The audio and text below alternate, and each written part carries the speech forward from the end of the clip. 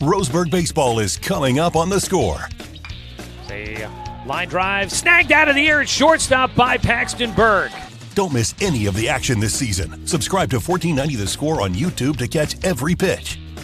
And with a double at second, Danner Wirtz helping his own cause, gets Roseburg a run on the board. Now, let's head to the field for the pregame show.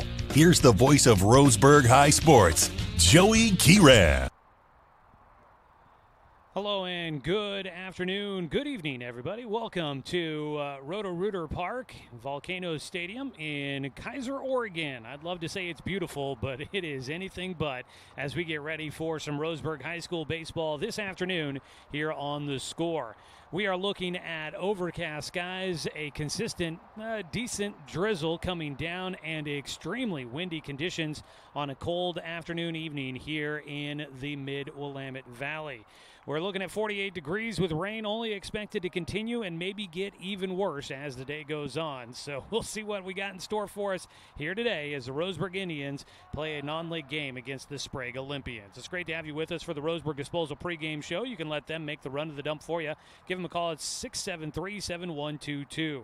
Roseburg Indians coming in at 9-3 overall on the season. They've won 6 straight after their first 2 conference series, sweeping a 3-game series against Grants Pass and another 3 games against South Eugene. This is their quote-unquote bye week.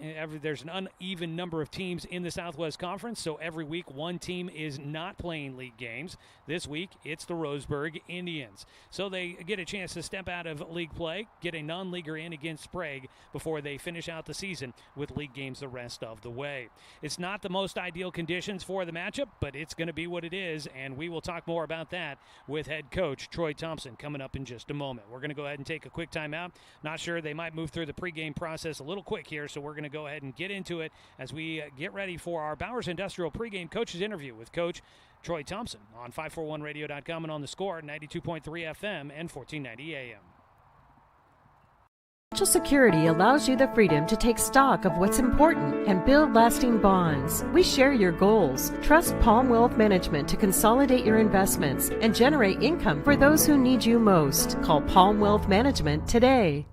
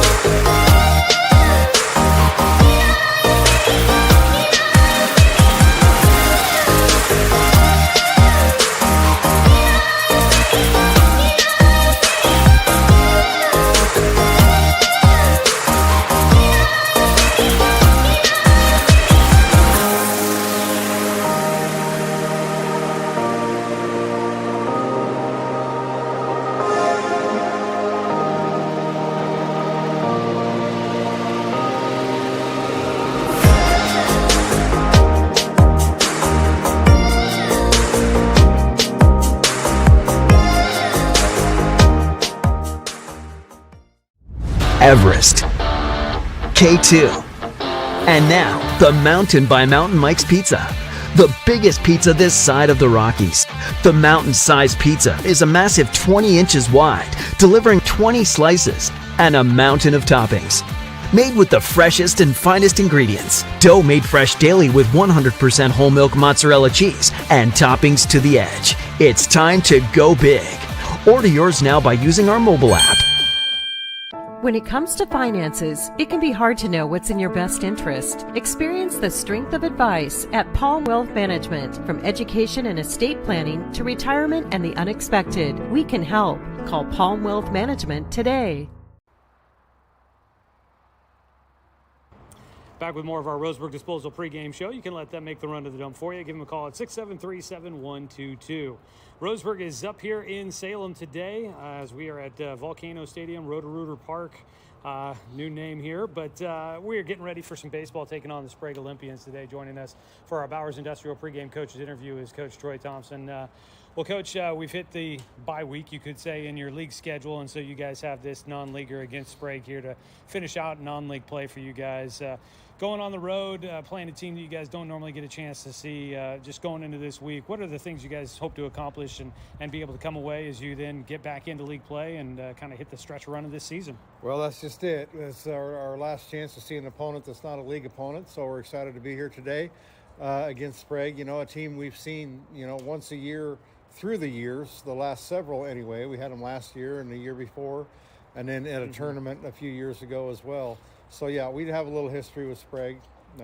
Good ball club, good team, well coached, and always seem to play well throughout their seasons as well. So excited to have the chance to get on the field with them. But for us, it's another chance to get on the field here today with our only game this week and have a chance to play. Unfortunately, the conditions aren't super conducive for for baseball right now, as we have the rain and wind here today. But that's okay. You got to play through some of that too. So we're excited to at least get on the field and see a good quality club out of the Salem area here. And our focus will be to try to stay on us and try to continue to improve upon where we finished off last Friday, I guess, in our league games with South Eugene there. So once again, more of the same. We'll hopefully get some solid starting pitching and good defense behind him and have a chance offensively to get on base and get some swings at the plate and put the ball and play hard somewhere, and hopefully good things happen for us today. Being the only opportunity you guys get to be out on the field this week against an opponent, does that just make this a very valuable day for you guys? Obviously, like you mentioned, the conditions aren't optimal for maybe the best baseball, but hopefully everybody can play clean and stay healthy through this. But being the one chance you guys get this week to be able to be up against an opponent, is this a valuable day for you guys to be able to continue to learn something and continue to sharpen those skills? Oh, absolutely. And a chance to get on the road, a little longer road trip for us, and something we hope to have the opportunity to do toward the end of the year as well. You go on the road and you play, one game set there come playoff time, and we'd love to be able to play ourselves into that position. So kind of a good test for us here today to see how well we can travel and get off the bus after a long trip up here and see how we come out today and play. So yeah, absolutely very important for us today to get on the field and have a chance to get a game in. How's the rest of this week shape up for you guys? You guys try to get back out there as much as possible the rest of the week? Do you give the team any chance to maybe rest up a little bit with the schedule the way it is with just the one game this week? We'll come back and we'll practice throughout the rest of the school week here through the week, and then have a day or two off this weekend, and then back to it, starting next week, Tuesday at Sheldon, I believe, is where we're at.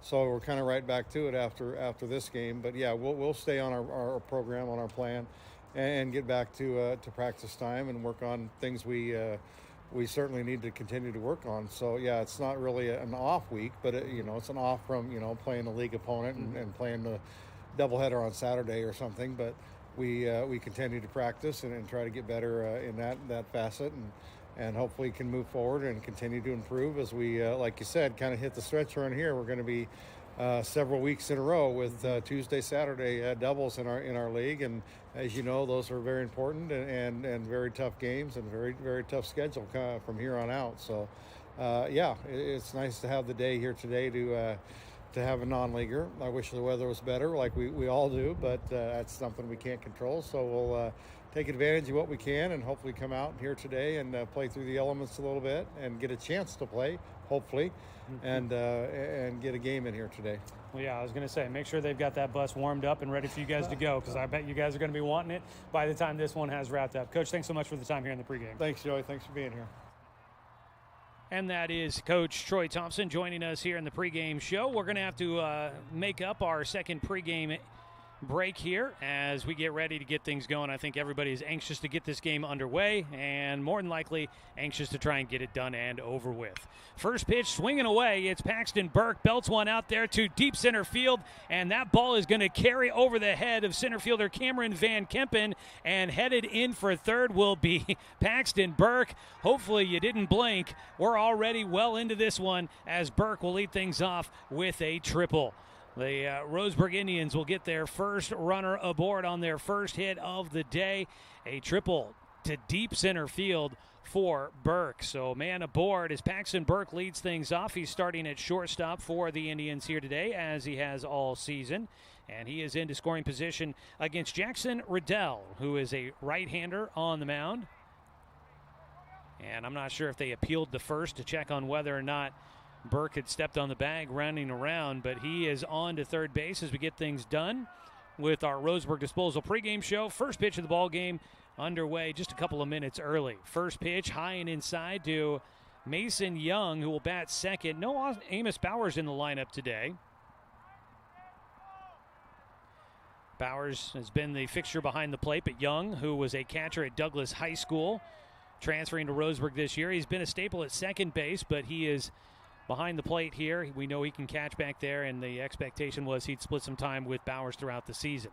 1-1 pitch is fouled back for strike two by Mason. So it's Paxton Burke to lead things off, followed by Mason Young, the catcher. The right fielder, Fletcher Coleman, waits on deck. Danner Wirtz, the pitcher, will bat cleanup. A.J. Black at second base, hitting a fifth. Christian Corbin in center field will bat sixth. We'll get to the bottom third of the lineup. The 1-2 pitch, it's a grounder foul, third base side.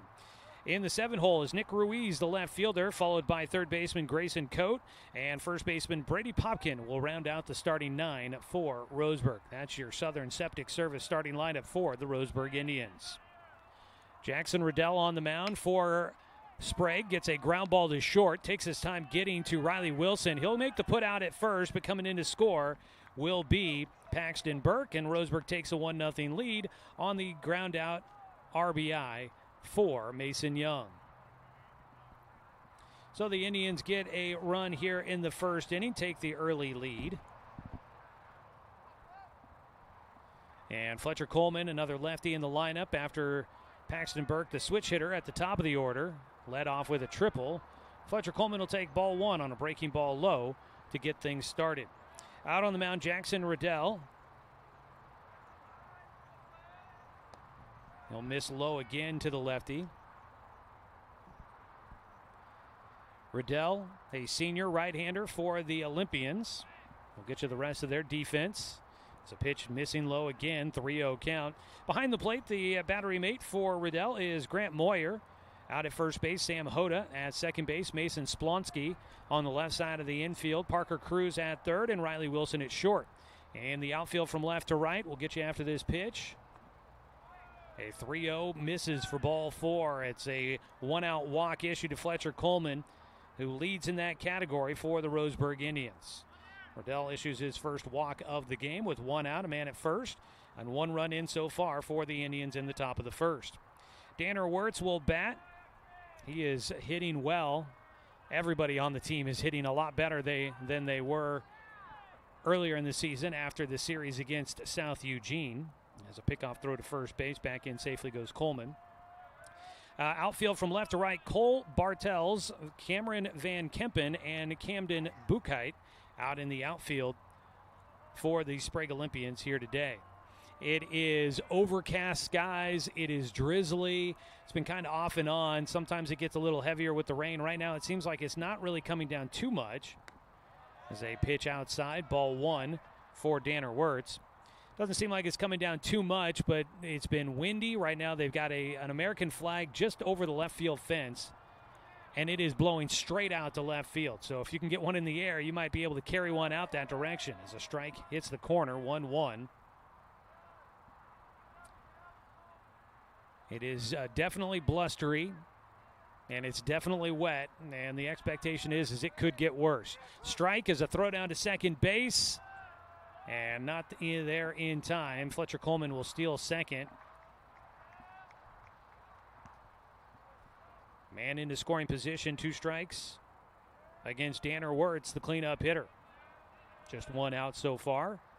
Wirtz fouls off the pitch into the glove for strike 3, caught behind the plate by Grant Moyer. Strikeout for Riddell, his first in the ball game. 2 away for the Indians.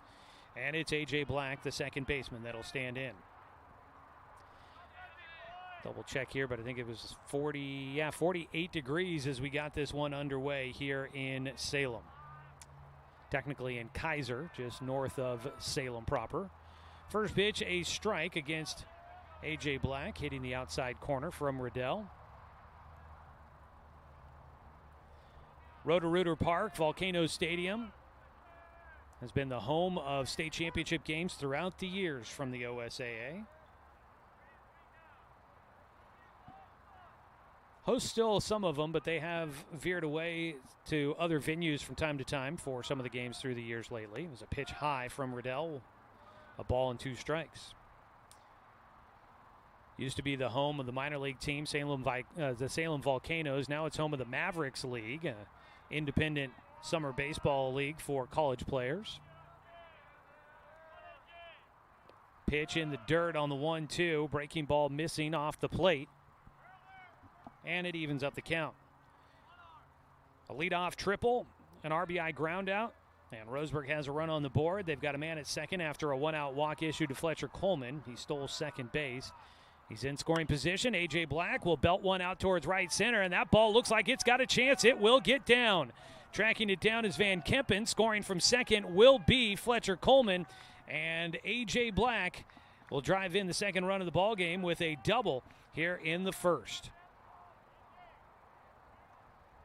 A.J. put a good swing on that one. Carries to the alley in right center.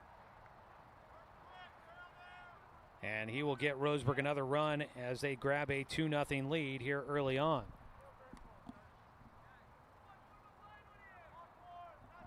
So A.J. Black trades places with Fletcher Coleman, who scores 2 outs. He's running on contact and easily comes around to score. Second hit in the game for the Indians. Up to bat, Christian Corba, the freshman. Strike on the first pitch.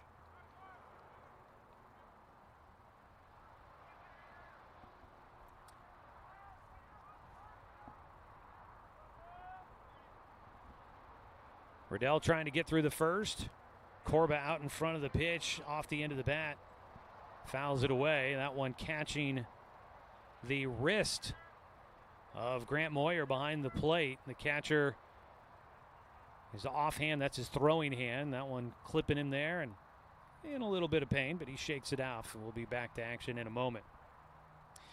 We had a look there at our starting lineups for today's game, always brought to you by Southern Septic Service. From residential to commercial, Southern Septic Service has your behind covered when it comes to septic tank pumping and inspections, portable toilet rentals, and grease trap cleaning. Southern Septic Service is woman and veteran owned and a proud supporter of our local sports teams. On a drizzly day in Salem, Roseburg with a 2-0 lead in the first. 0-2 pitch to Corba, strike 3 on the corner. He goes down looking. That'll finish off the top of the first inning. We come back for the bottom of the first. Roseburg leading this one with 2 runs on 2 hits, no errors, and 1 man left on base. Back with the bottom of the first on 541radio.com and on the Score, 92.3 FM and 1490 AM.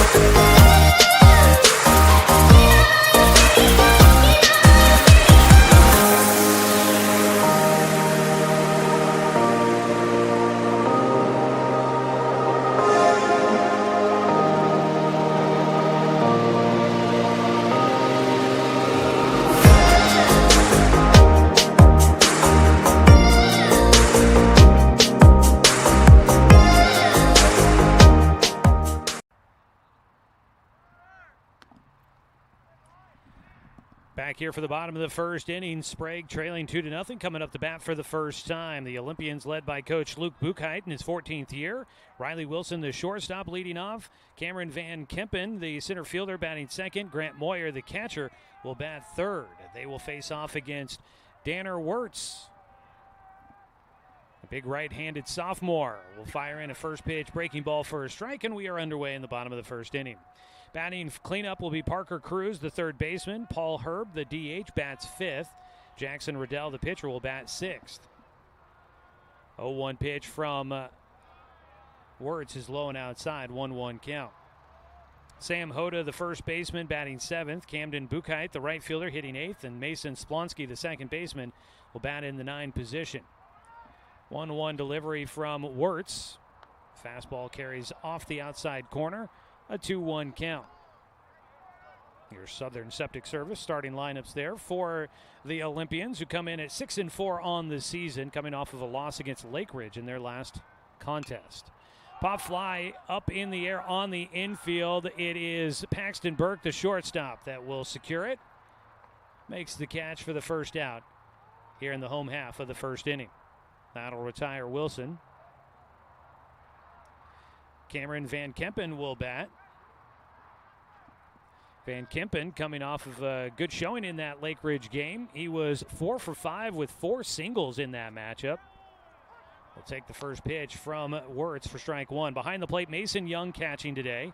Brady Popkin out at first, A.J. Black at second. On the left side, Grayson Coate at third, and Paxton Burke at short. We'll get you the outfield after this 0-1 delivery. Out in front of the breaking ball, swing and a miss for Van Kempen for strike 2. In left field, Nick Ruiz. In center field, Christian Corba. And in right field, Fletcher Coleman. Nick Ruiz out in left field, hopping around, trying to keep the legs warm and loose on this cold April day here in Salem. 0-2 pitch from Wirtz. Ground ball, comebacker, goes off the glove for Wirtz. It ricochets to Burke. His throw to first is a bit low, but it's in the glove for Brady Popkin at first base, 2 away.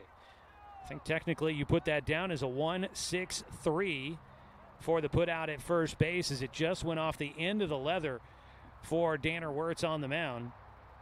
And then just slightly redirected to Paxton Burke. It actually might have helped him. I think Burke would have gotten there anyways, but it kind of redirected towards him, so he didn't have to go quite as far to get to the baseball. Made it an easier field and throw across. First pitch, a breaking ball outside for ball 1 against Grant Moyer, the third batter up here in the first inning for the Olympians out of the Central Valley Conference, who are 6-4 on the season. They still have a couple more games left to go before they begin their league season. Roseburg's already 6 games in to league play. Breaking ball catches the bottom of the zone on the outside corner for strike 1 to Moyer.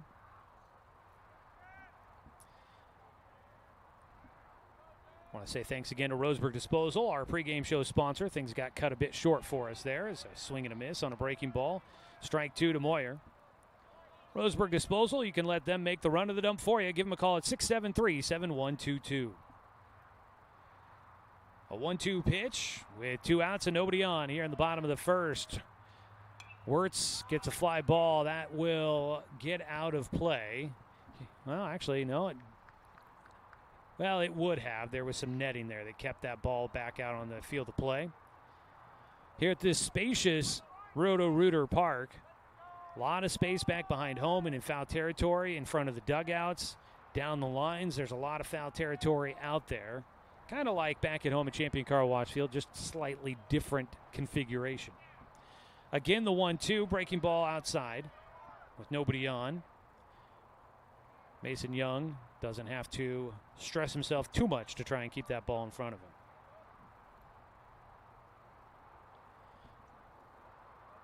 Still seems like it's drizzling just a bit out there, but not enough to where you need an umbrella or a heavy jacket to try and keep yourself dry. You do need a heavy jacket to try and keep yourself warm. Outside for a 3-2 count. The wind is probably the worst part of it all right now, cutting through. 3-2 pitch, challenged him, and got the swing and a miss for strike 3. So a 1-2-3, bottom of the first for Danner Wirtz. Gets his first strikeout in the ball game, and he's got this one still a 2-0 lead for Roseburg. Before we take a break, let's pause 10 seconds for station identification. This is Roseburg Baseball on The Score.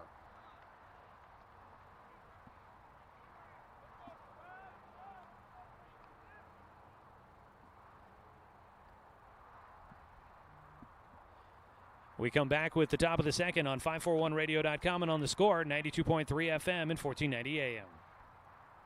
My wife and I moved to Oregon to raise a family, set our roots, and to have a lot of fun outdoors. We quickly realized that we needed a truck or a rig for the projects that we were doing in the backyard. When we were looking to find a place to finance our truck, we asked our patients, and everyone recommended Cascade Community Credit Union. It was so easy to work with Cascade. Everything was done via email, phone, and we didn't even need to go in. I can't wait to finish up the projects in the backyard, go on more adventures in our truck with our boys, and I look forward to working with Cascade again in the future. Successful companies have a very important secret. Good advertising works and makes them money. That's why your business should contact Lotus Media Group. Let us help you cash in with multimedia advertising. Multiple touches from Douglas County's only Google certified partner and most effective advertising platform. Web, broadcast, print. Make it happen. LotusMediaGroupLLC.com.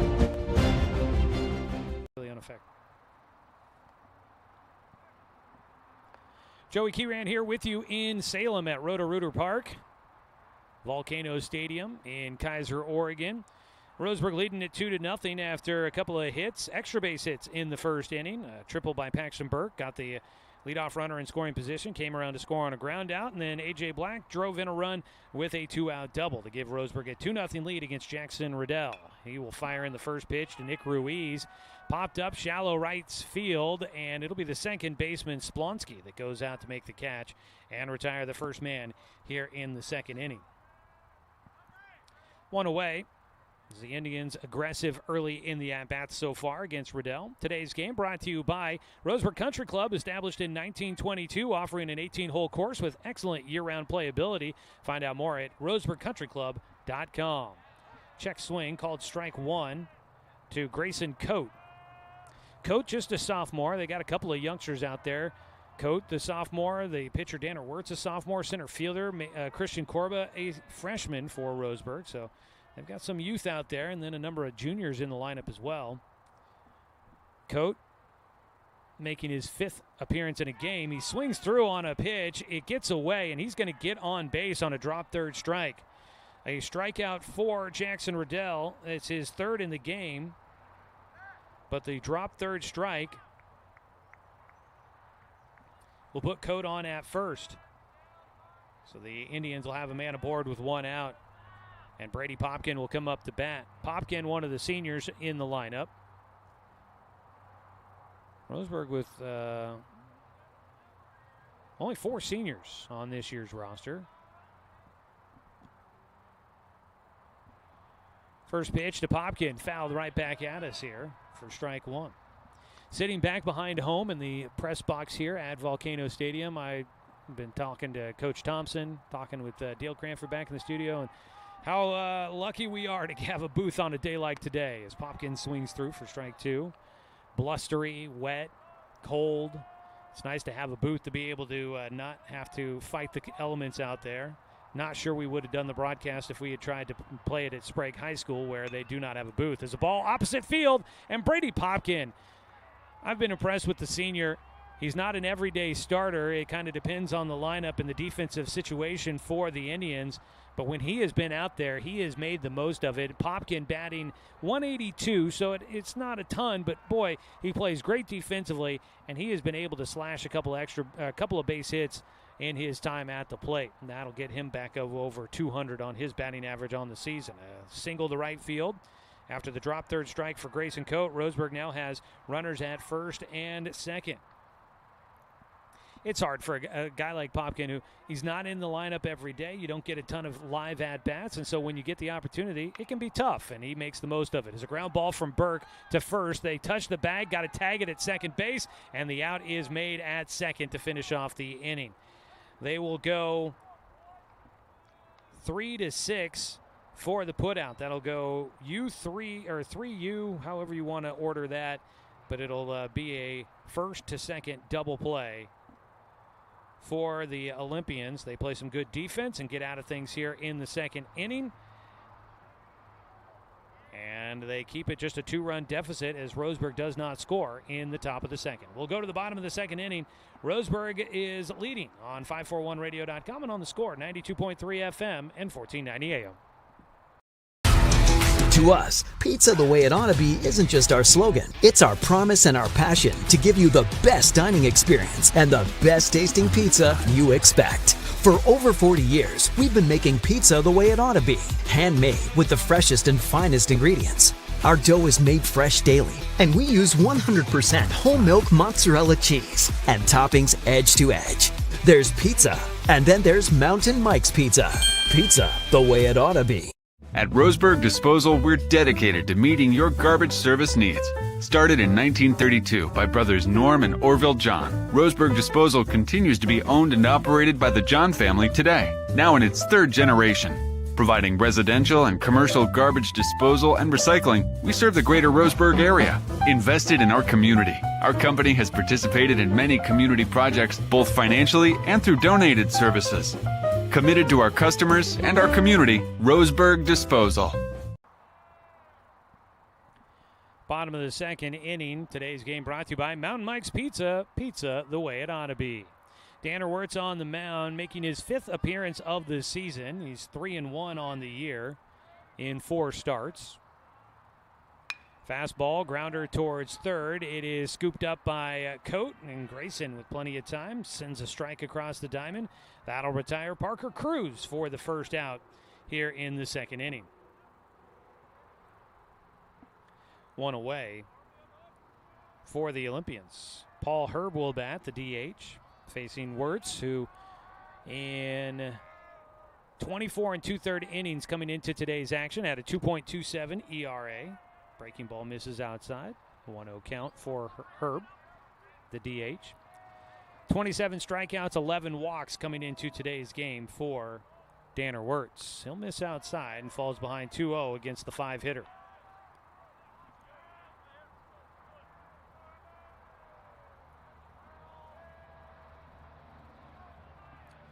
Pitch, swung on and missed.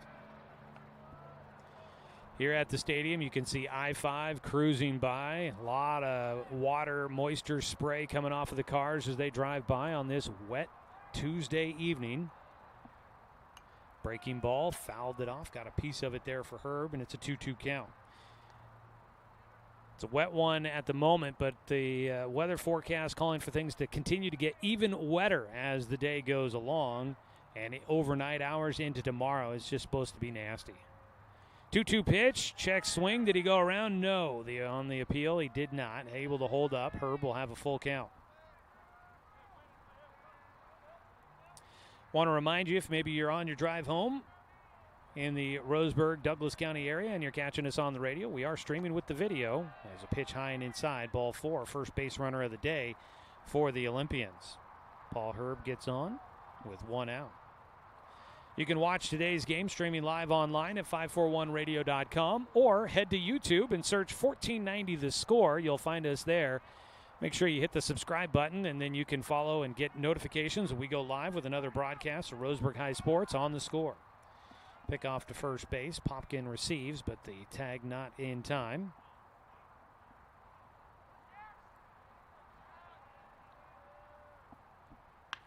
Line drive to left field. Jackson Riddell, the pitcher, will help his own cause as he has the first hit in the game for the Olympians. A single to left puts runners at first and second.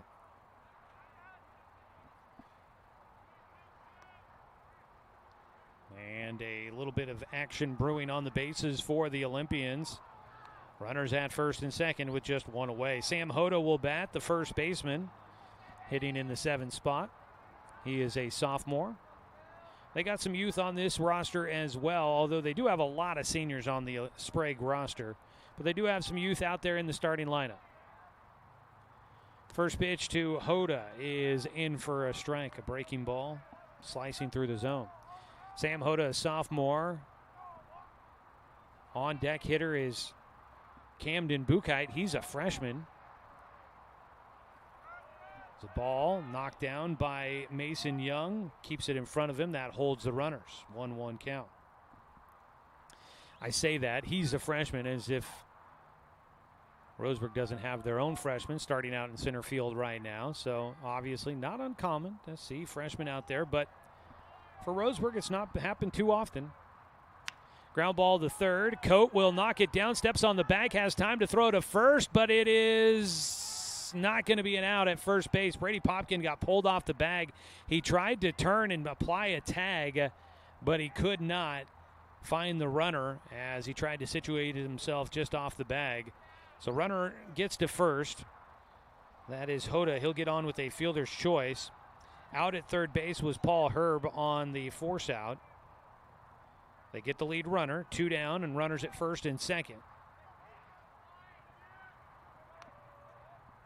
2-0, Roseburg in front here in the bottom of the second. The visiting team, Roseburg wearing the black tops, gray trousers. Both teams sporting the colors of orange and black.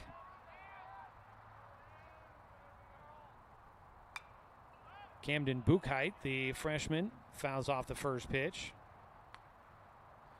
Roseburg wearing the black tops, the gray trousers. It's all whites on the other side for Sprague. White tops, white pants.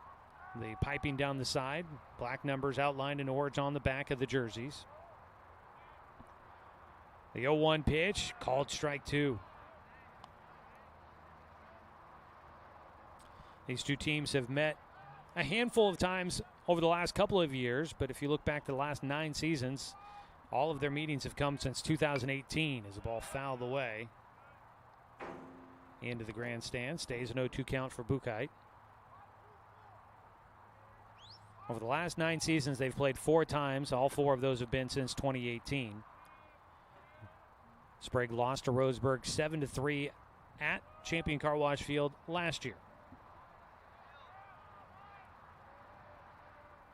Wind blowing out to left field as the 0-2 pitch bounces outside and gets by Mason Young. It's a deep backstop, and he'll throw up his hands as that ball gets stuck in the backstop back behind home. Might have actually bounced up, and then the netting might have collected it and sent it back into the grandstands behind home. So out of play.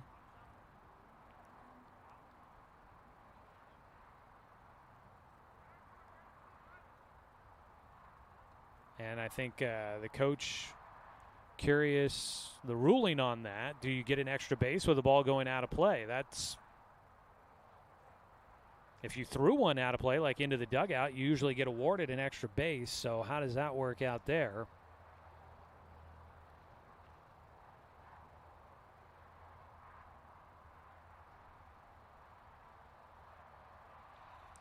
I believe that's Coach Buchheit at third for Sprague. The umpires got together and had a conversation about it. And they're going to keep the runners where they are. So a wild pitch moves both runners into scoring position. Second and third. It's an 0-2 count for Camden Buchheit at the plate. The freshman trying to get a run on the board for Sprague here in the second. They trail 2-0. Another breaking ball lone outside, this time gloved by Young, keeps it in front of him. The 8-hitter at the plate. Tying run out at second base for the Olympians. Danner Wirtz trying to get through the second inning. And he'll miss outside. The count evens up 2-2. His fastball carries off the plate. Couldn't get the hitter to chase after it. The 2-2 pitch, fouled away. As you might expect, not a well-attended game here today in Salem. So I guess thanks to everybody tuning in and joining us for the broadcast online. As a 2-2 pitch, line drive, gets down to right center. This should tie us up. Christian Corba will get to it. A 2-out single drives in a pair, and we're squared up at 2 each here in the second inning. Buchheit, it's not even listed on the varsity roster on OSAA.org. He was listed on the JV team. He comes through. He played in the last game for Sprague. Not sure how many games total he's played for him, but he comes through in a clutch moment there. The freshman, a big hit. Ties this ball game up 2 apiece. Mason Splonsky will bat, the 9-hitter. Man at first, 1 out, or make that 2 outs, and 2 runs in. Breaking ball in for a strike against the 9-hitter. Just a scattering of fans. Most of them look extremely bundled up. Pickoff throw to first. Back in safely goes Buchheit. Today's game brought to you by Palm Wealth Management, a member of D.A. Davidson & Company, member SIPC. Wirtz misses outside with another breaking ball.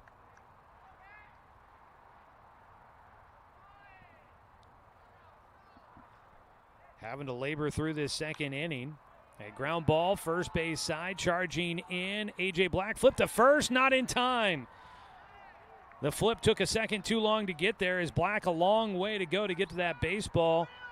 And just a slow roller through the right side. And he couldn't flip it to the bag, and Popkin stretching to try and get there. Beating out the throw was Splonsky, and you've got runners at first and second with 2 down. And the Olympians fighting their way back into this one. I was down on the field. It's artificial turf here at Volcano Stadium, and I was down on the field earlier. As the top of the order comes up for a second time, Riley Wilson will take a breaking ball outside for ball 1. It's a thicker turf here. It's not. It feels like it's a different type of turf than what we see back at Champion Car Wash Field, and it feels like the ball, when it's on the ground, it kind of slows it up a little bit. Breaking ball outside again, falling behind 2-0 against Riley Wilson, who flew out to the shortstop to lead off the game for the Olympians. Well, the 2-0 pitch catches the outside corner. Just that ball there, it felt like for A.J. Black, just kind of feels like it takes a little bit of effort for the ball to make its way through this turf here at Volcano Stadium. Hard hit ground ball. That one does not have much to worry about. Fighting through the turf. Sharply hit right at Paxton Burke. He flips to second base, where A.J. Black is there to retire Splonsky for the final out. And that will do it here in the second inning. But a 2-out single by Camden Buchheit has tied us up as we go to the top of the third. It's squared at 2 here on 541radio.com and on the Score, 92.3 FM and 1490 AM. To expand your portfolio? Consolidate your investments with Palm Wealth Management. Our trusted team makes it easy to diversify and track your investments. Let Palm Wealth Management coordinate your financial strategy. Call Palm Wealth Management today. Looking for more local sports coverage? CBS Sports Radio 1490 The Score has you covered. Check out our homepage at 541radio.com for sports stories, scores, and podcasts. And follow us on social media. 1490 The Score is on Twitter, Facebook, and Instagram. And take the station with you wherever you go with the 541 Radio app. Download the app in your smartphone's app store and get access to a live stream of the station, sports stories, podcasts, and easy messaging with the station and others. When it comes to finances, it can be hard to know what's in your best interest. Experience the strength of advice at Palm Wealth Management. From education and estate planning to retirement and the unexpected, we can help. Call Palm Wealth Management today. At Roto Rooter Park in Keizer, Oregon, it's Volcano Stadium here. Baseball action going on. There may not be a lot of baseball games going on around the state of Oregon today, but we got one going here. It's tied at 2 as we start the third inning. Leading off is Mason Young, who will take low for ball 1. Speaking of which, Oregon State and Oregon were scheduled to play a rivalry matchup up in Hillsboro today, but that game has been postponed. The number 6 ranked Oregon State Beavers have won one game against the number 19 Ducks already this year, but today's game postponed. Ball fought off on the 2-0 pitch to Mason Young, who is 0 for 1 in the game but has an RBI on a ground out in the first. A 2-1 count for him. So no Ducks and Beavers going on tonight. We've got Blazers basketball that'll be coming up later this evening as a pitch low from Jackson Riddell. 3-1 count. Portland Trailblazers in the play-in round of the NBA Western Conference. And tonight they take on the Phoenix Suns. Ball popped up on the infield, playable at first base. And it goes off the glove for Sam Hoda at first. Initially, Mason Young was not running. He might have thought that it was going to be a foul ball initially, but I think he realized that ball is in the air. It is playable. I need to get down to first, and it's a good thing he came to that conclusion because it pops off the glove for Sam Hoda. That'll be an error at first base. First error of the game here today. Wind might have had a factor in that one. It's blowing heavily out towards third base and to left field. It's blustery out there. That ball might have just carried a little bit, moved a little bit on Sam Hoda, and it goes off his glove, allowing Mason Young to reach at first. And this prompts a visit out to the mound for a conversation. I don't remember the gentleman's name now, and he may go back. We talked about video streaming baseball, and he may watch this broadcast later. So I apologize that I don't remember his name off the top of my head here, but the pitching coach out there, that might be, you got your assistants for Luke Buchheit, you've got Brian Stinnett and Keith Chabot. That might be Keith if I'm now remembering as I look at the names there. But anyways, he said, not actually, I'm not sure if that's him or not, but anyways, he said, I'm the pitching coach. Hopefully you don't have to talk about me because that usually means bad things when you got your pitching coach headed out to the mound. Pitch low and inside to Fletcher Coleman, ball one. And so here I am now spinning a yarn about him. We talked about video streaming. It was pretty cool. Sprague has their own YouTube channel going, and they've got quite a setup going for their home games at their ballpark with the video stream. So great to see other schools getting that opportunity. It'd be awesome to see that going on in more places. Fletcher Coleman at the plate. He drew a walk his first time, did score a run. He takes another pitch in the dirt. He's got a 2-0 count. On the season for Fletcher Coleman, he came into today with 12 walks, most on the team. He's now got 13. 2-0 pitch outside, and he's ahead 3-0. Not sure what it is about Fletch being a lefty. He's not the tallest guy, so maybe a small strike zone. Not sure what it is, but his on-base percentage, 500 on the year. 12 walks, now he's got 13. He scored 14 runs as he takes a strike on the 3-0 pitch. He scored 14 runs. He still remains one behind Paxton Burke for the team lead in that category. Paxton scoring in the first inning before Fletcher would come around to score. 3-1. Fletcher fouls it off as the runner was taking off from first. Mason Young will have to head back to the bag. Out on the mound, Jackson Riddell fights his way back into the at-bat.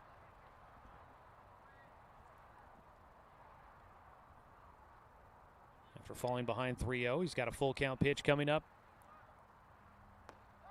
Coleman takes a pitch just off the corner. That's a tough take there. That pitch did not look, now we're not at the best angle to see it, but that pitch looked pretty stinking close. And Fletcher lets it go by, earns himself a trip down to first base. He's on for a second time in the ballgame. 2 walks in the game issued by Riddell. Both have been to Fletcher Coleman. 2 on, and nobody out so far here in the third inning. A breaking ball well outside behind the plate. Moyer does a nice job stretching across to get to it. Danner Wirtz up to bat, looking to help his own cause. The starting pitcher for Roseburg. He'll take a pitch outside again, and he's ahead 2-0. Struck out in the first on a ball foul tipped into the glove. So far, 2 hits in the ball game for Roseburg. Actually make that 3. Ground ball towards third base. It is scooped up by the third baseman. The only play for him is across the diamond to first. Parker Cruz initially, it looked like he thought about maybe throwing to one of the bags. He had runners at first and second. Could have tried to start a double play up the middle, go around the horn, but instead just throws across, make sure he gets 1 out. And they get Danner Wirtz at first, 1 away. But the Indians now with 2 runners in scoring position for A.J. Black, who had a RBI double in the first inning. He'll take outside for ball 1.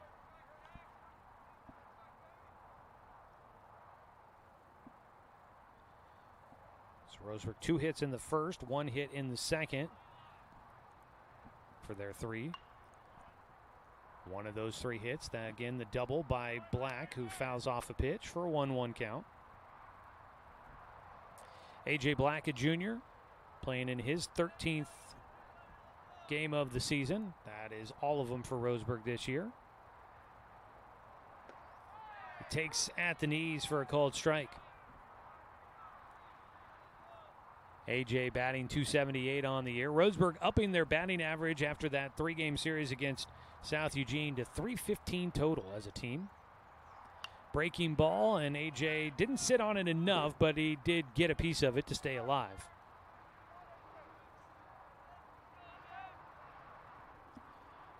Roseburg coach Troy Thompson in his 24th season coaching the Roseburg Indians.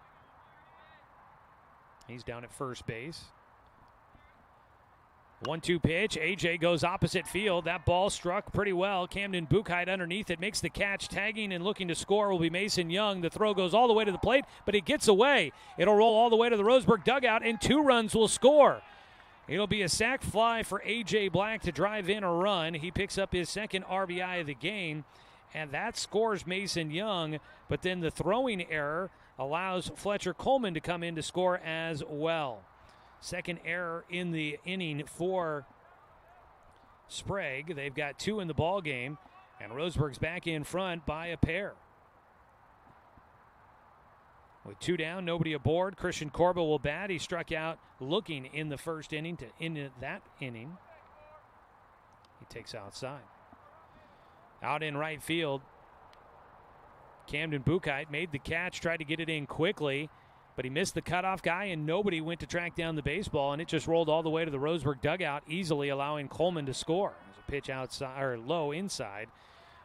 Christian Corba ahead, 2 balls, no strikes against Jackson Riddell. The 2-0 is fouled back, coming right at us. Nobody sitting in the stands in front of us to try and collect that baseball. For this Sprague team, they have not lost back-to-back games all season, so they'll try to avoid that here today. They did a nice job of fighting back from a 2-0 deficit, but they're back behind by 2. Just above the belt buckle inside, brushing back Corba, who's now got a 3-1 count. The freshman Corba batting .219 on the year. 3-1 pitch, strike called.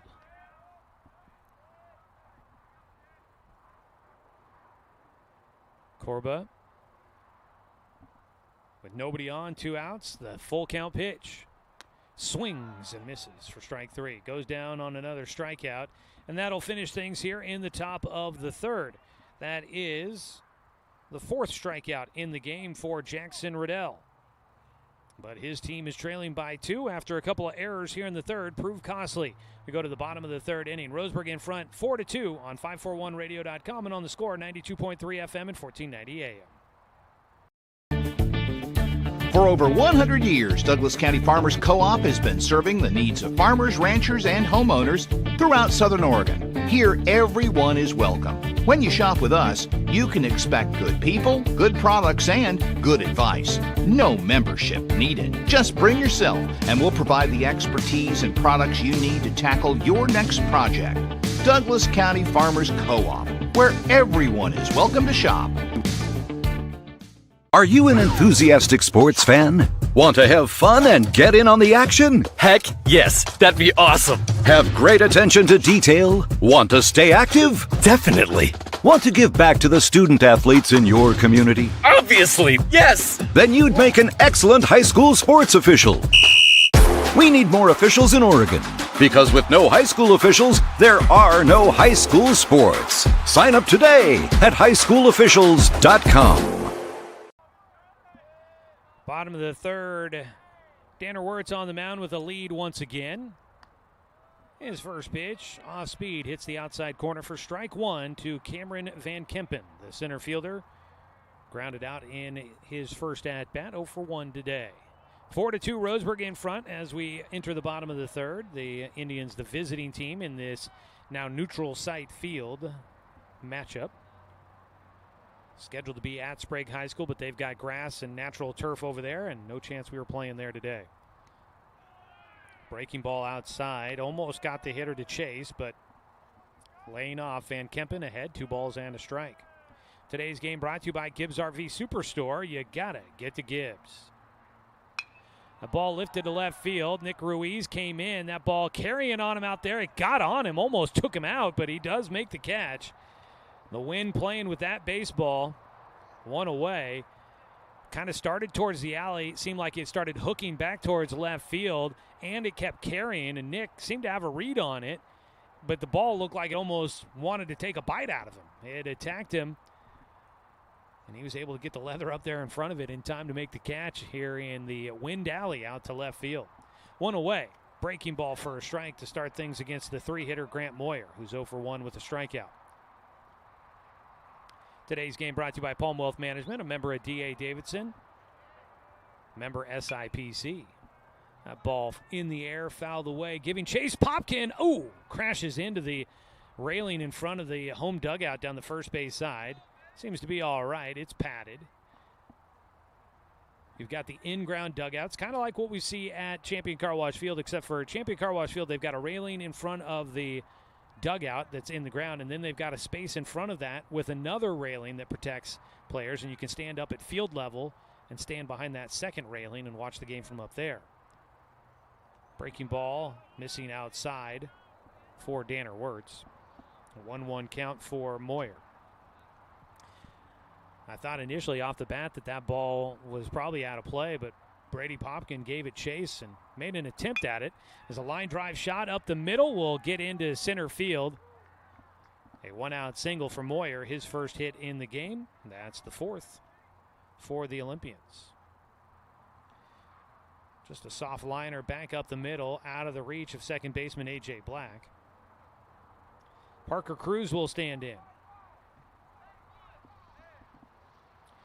Cruz starting at third base. He grounded out to third in his first at-bat. Cruz, a junior, as a pickoff throw to first base. Back in goes Moyer.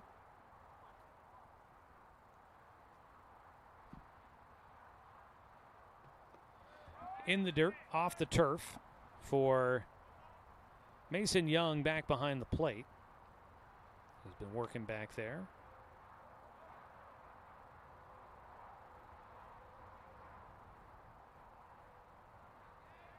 The 1-0 out in front of the breaking ball.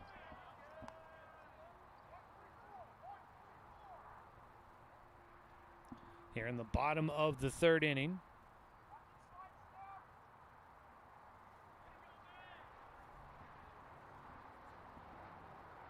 Pickoff throw to first again, not in time. 1 ball, 1 strike to Parker Cruz. Cruz was the starting pitcher in the game last one as a grounder to third again. He go to second for 1, relay to first, not going to be there in time. Grayson Coe trying to go around the horn. He got it to A.J. Black at second in time to get Grant Moyer. But Cruz will beat out the relay throw to first. He gets on with a fielder's choice. 2 down. Man at first for the Olympians. Cruz in that game against Lake Ridge last Friday, a 12-6 loss for Sprague. Cruz allowed 3 runs over 4 innings in his start as he dives back into first base safely. Also throwing in that one, Cole Bartels and Lucas Allen. They got touched up and took the loss later. It was Lucas Allen that gave up 6 runs in the bottom of the 6th, breaking a tie 6-6 ball game. Lake Ridge pulled away for the 12-6 victory. Paul Herb at the plate. Takes outside for ball 1. Herb drew a walk. That's the only free pass that Danner Wirtz has given up today. Starts off with a 1-0 count. Another pickoff throw to first by Danner. Rather focused on the runner over there at first base with 2 down and just the 1 man on. Danner's pitch misses outside, gloved by Young, across his body.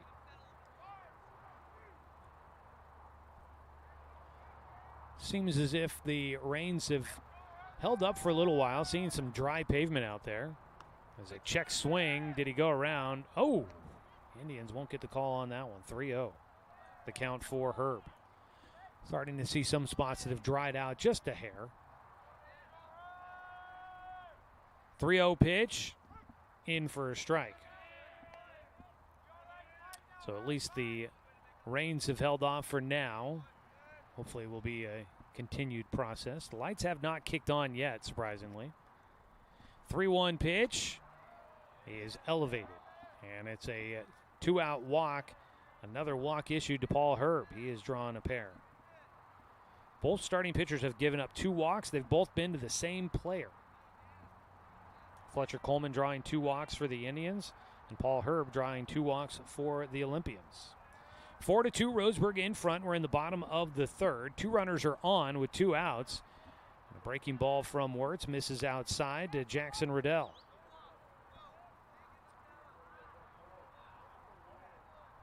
It was a 2-out single by Camden Buchheit that tied the game up in the second at 2-2.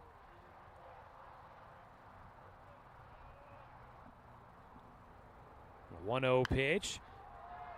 Sending the air out to center field. It's Keeran, and that's going to be over the head. It lands on the warning track and rolls all the way to the fence, deepest part of the park, and that's going to tie us up again. The throw is cut off by the shortstop Burke, and it's a 2-out triple for Riddell, his second hit of the game, and we're tied at 4. He got all of that one. That ball, maybe a little wind aided, kept carrying on Christian Corba out in center field. Off the bat, I thought for sure he had a chance of making a grab on it. I think he might have thought that too, and it just kept going and going, and it ends up over his head at the warning track. And it drives in a pair, another 2-out base hit for the Olympians, and they've tied it up at 4-all. Pitch misses low for Sam Hoda, who got on with a fielder's choice in his one at-bat, and he came around to score the game-tying run in the second. He's got a chance to try and give the Olympians their first lead of the day. Wirtz misses with a breaking ball outside and low.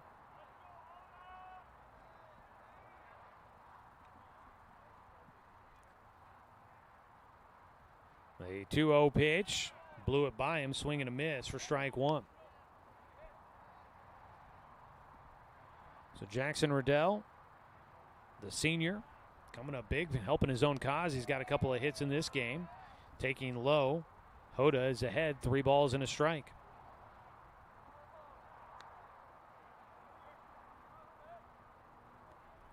Sprague has rallied back to tie the game once again. Ground ball sharply hit. In front of it is Burke. Long throw. He will go. He misses. It's off target and a run will score. Brady Popkin couldn't stretch to get to the ball. He will go and track it down, but a run scores on the throwing error by Burke. He has not done that much this year. And Sprague will take a 5-4 lead. Runner at first with 2 down. First error in the game for Roseburg, and a 2-out rally once again for the Olympians. And they have their first lead of the day, 5-4. Back and forth affair here in this one today. Swing and a miss on the first offering to Camden Buchheit, who tied the game up with a single in the second.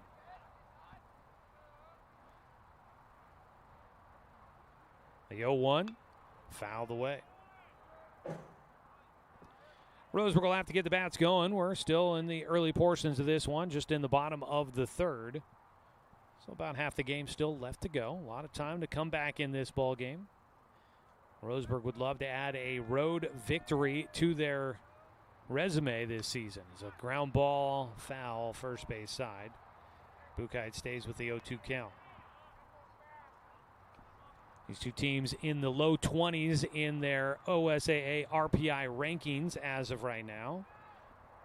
So, yeah, it would be nice to get a win, especially on the road for Roseburg. That ball in the air out to left field. That ball is into the win alley, but it will be caught. No, it's off the glove for Ruiz in left field. They're going to send the runner. They've got to play at the plate. And the throw home, tag applied by Mason Young. Out at home would be Sam Hoda on the relay from Paxton Burke. It went over the head of Nick Ruiz in left field. Buchheit on with a double. But then the relay to home, they get the out. I'll go down 7-6-2 for the final put out here in the third. It cuts down a run at the plate, but 3 runs come in for Sprague, and they take a 5-4 lead as we head to the top of the fourth on 541radio.com and on the Score, 92.3 FM and 1490 AM. Roseburg Disposal, we're dedicated to meeting your garbage service needs. Started in 1932 by brothers Norm and Orville John, Roseburg Disposal continues to be owned and operated by the John family today, now in its third generation. Providing residential and commercial garbage disposal and recycling, we serve the greater Roseburg area. Invested in our community. Our company has participated in many community projects, both financially and through donated services. Committed to our customers and our community, Roseburg Disposal. Everest, K2, and now the Mountain by Mountain Mike's Pizza. The biggest pizza this side of the Rockies. The mountain-sized pizza is a massive 20 inches wide, delivering 20 slices and a mountain of toppings. Made with the freshest and finest ingredients. Dough made fresh daily with 100% whole milk mozzarella cheese and toppings to the edge. It's time to go big. Order yours now by using our mobile app. Reminder, we've got Blazers basketball coming up tonight at 7 o'clock here on The Score. Once we get done with Roseburg baseball, we'll jump over to that. The Portland Trailblazers taking on the Phoenix Suns in the play-in tournament. It's a 5-4 lead for Sprague on top of Roseburg after 3 runs in the bottom of the third. On the mound, Jackson Riddell misses low to Nick Ruiz. And it's a 2-0 count to start for Ruiz, who, despite having the ball go over his head out in left field, was able to get it back in quickly, and they cut down a runner at the plate for the final out in that third inning for Sprague. Missing high and inside, Riddell falls behind against Ruiz. 3 balls, no strikes.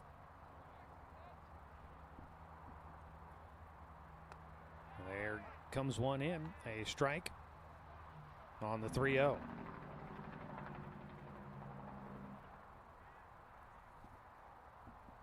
Ooh, up above the head. Not as dangerous as it looked like coming in, but it is out of the zone for ball 4. Third walk in the game for Jackson Riddell. And it's a leadoff walk for the Indians as they try to rally back and tie this one up or take a lead. Nick Ruiz on base. He's got good speed. He's at first with nobody out as they pick off to first, and it's not there.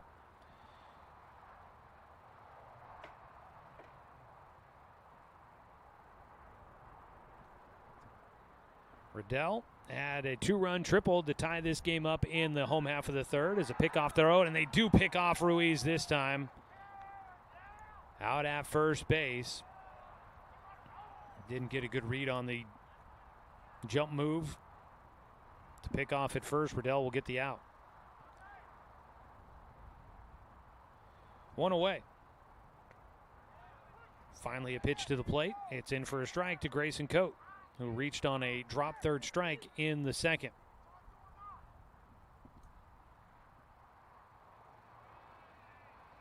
Out of a windup on the mound, Riddell, the right-hander, delivers. It's a line drive. It's snagged out of the air at second base by Splonsky. Unlucky there for Coate. Got a good swing on it. Got the top half of the baseball. A nice line drive, but it is right to the second baseman. He had to make a play to get to it.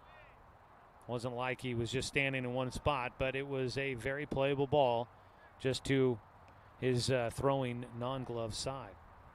Moving to his right there. First pitch, a strike with 2 outs and nobody on. Brady Popkin up the bat. He slashed one to right field in his first at-bat. It misses low. Today's game brought to you by McClendon Smokehouse, a family-owned meat shop and smokehouse offering a wide selection, plus fresh produce, baked goods, and a general grocery selection. Stop by on West Harvard Avenue. Check out McClendon Smokehouse. Ground ball, a roller towards short, backhanded, a throw to first. Will be there in time from Riley Wilson.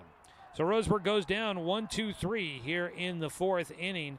They cannot make up the 1-run deficit. No runs, no hits, no errors, and nobody left the board. We'll head to the bottom of the 4th inning. The Sprague Olympians coming up the bat, leading this one 5-4 here on 541radio.com and on The Score, 92.3 FM at 1490 AM. Deciding where to purchase your next vehicle is just as important as the vehicle itself. At Roseburg Honda, our seasoned staff is dedicated to matching you with the right car. From sales to service, our goal is to make sure all of your needs are met. and you leave our dealership feeling good every time you visit. No need to waste your valuable time driving up and down the freeway when the ultimate car buying experience is right here at home. Roseburg Honda. We treat you like family. Are you an enthusiastic sports fan? Want to have fun and get in on the action? Heck yes, that'd be awesome. Have great attention to detail? Want to stay active? Definitely. Want to give back to the student athletes in your community? Obviously, yes. Then you'd make an excellent high school sports official. We need more officials in Oregon, because with no high school officials, there are no high school sports. Sign up today at highschoolofficials.com. The 9-1 two-hitters coming up for Sprague here in the fourth inning. Mason Splonsky at the plate. A foul ball on his first pitch from Danner Wirtz. The 0-1 line drive shot to center field, in for a base knock. That'll be the 7th hit in the game for Sprague. They have gotten their bats going. They've got a man on. They didn't have a hit in the first inning, went down 1-2-3, but they had 3 hits in both the second and third innings. Now they start things off here in the fourth inning with a base knock. And they've got a man aboard as the top of the order will come up for a third time against Wirtz. Roseburg's going to get some activity going in their bullpen down the left field side. Showing a bunt. It goes back to the mound. Ooh, takes a weird spin. Picked up by Wirtz. Throw to first base in time to get Riley Wilson on the sac bunt. That ball hit and had some weird spin on it, grabbed the turf and bounced away from Wirtz initially, but he was able to adjust, get the baseball, and throw to first in time. Up to second base goes Splonsky on the sacrifice bunt by Wilson. Strike on the corner to Cameron Van Kempen, who is 0 for 2 in the ballgame. 5-4 score as we're in the home half of the fourth. Sprague up to bat. Swing and a miss on the off speed. Van Kempen out in front. No Oregon and Oregon State baseball tonight as they got postponed. A lot of high school baseball was on the calendar. I'll be intrigued to see how many games actually got played. It's a swing and a miss on the breaking ball. Down on strikes goes Van Kempen. For Danner Wirtz, it's just his second strikeout in the ballgame. 2 away.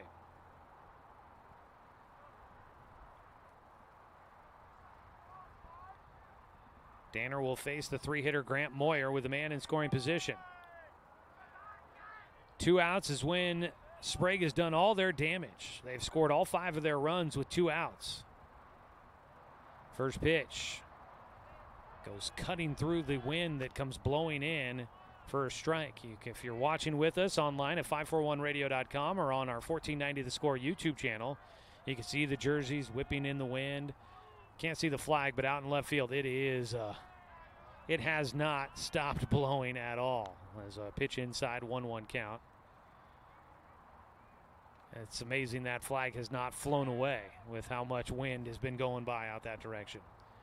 The 1-1 ground ball opposite field, scooped up by A.J. Black at second base, and it's a quick 1-2-3 inning. Actually, not a 1-2-3. It was 4 up, but they do get a quick 3 outs after a leadoff single to keep it a 1-run ball game. We head to the 5th inning. Roseburg trailing 5-4 against the Sprague Olympians. No runs, 1 hit, no errors, and 1 man left on base. Back with the 5th inning here on 541radio.com and on The Score, 92.3 FM and 1490 AM.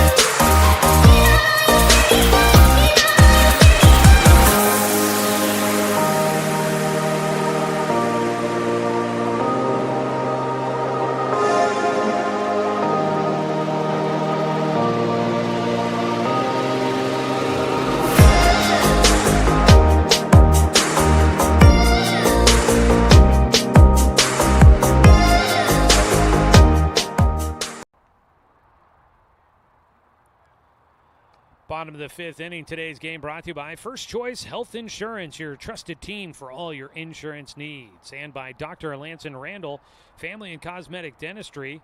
Visit drrandall.com or call them at 541-378-6694. Roseburg will have the top of their order coming up to lead things off in the fifth inning. They trail it 5-4 against Sprague. Paxton Burke, a leadoff triple in the first inning to start the game, bats for a third time. He takes a strike from Jackson Riddell. Sprague did have the freshman Camden Buchheit throwing in the bullpen in between innings. Not sure if he might enter the game as a pitcher. He's in right field currently. 1-1 count to Paxton Burke. The switch hitting shortstop. Bats lefty, pokes it left side. It's past the diving attempt from Parker Cruz at third. And Burke is on to start things off here in the top of the fifth. He's on base for a second time. He's got the fourth hit in the game for Roseburg. He's got a pair of the 4 hits in this one for the Indians. One aboard and nobody out. Let's pause 10 seconds for station identification. This is Roseburg Baseball on The Score.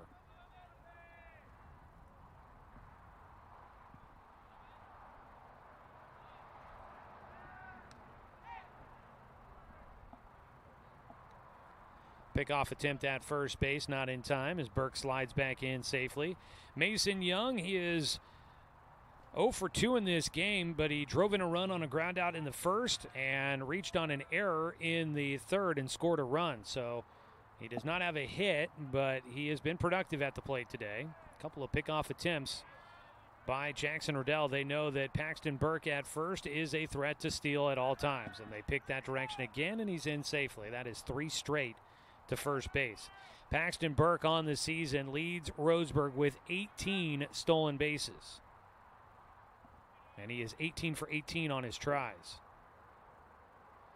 Riddell, very focused, throw to the plate, and the hit and run was on. It'll drop in for a base hit. Burke had to stop for a second, but he will make his way to third. The ball gets away, backed up out of the middle, and the hit and run works out. Mason Young will have his first hit in the game. And Roseburg, third time through the lineup, has something brewing here, trying to get back into this one, trailing 5-4. Burke had to hold up halfway to second base to make sure that ball got down and that he didn't get doubled off at first as he was stealing and was almost to the bag. But he got a read on it quickly, then got back up to full speed, got around second and all the way to third with plenty of time. Paxton Burke, the game-tying run at third. Mason Young at first would be the go-ahead run. And up to bat will be Fletcher Coleman, who has walked and scored twice in this ball game.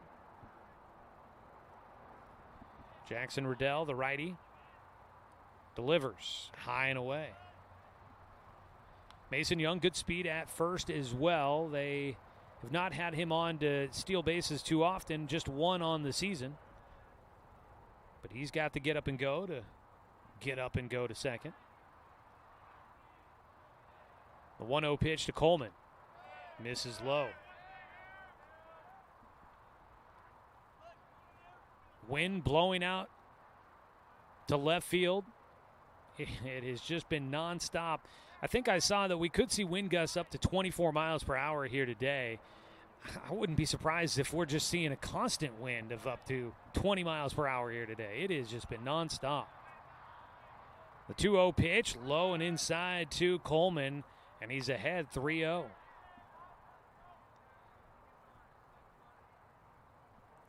They do have activity in the bullpen. And it looks like it's Buchheit again as there's ball 4. That'll load him up. Third walk in the game for Fletcher Coleman. I don't know how he does it, but it seems like he is always able to get his way on with the walk.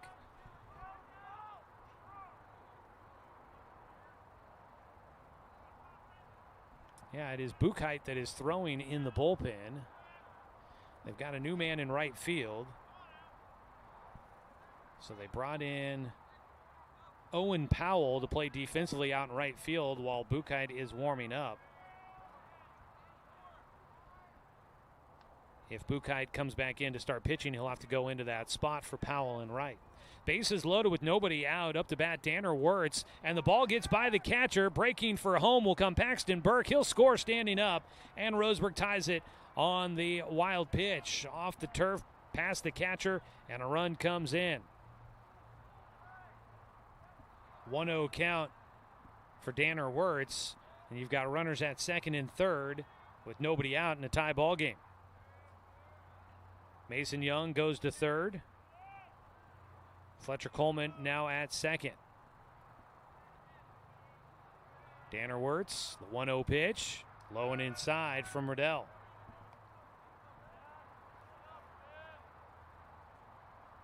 Danner Wirtz leads the team in RBIs.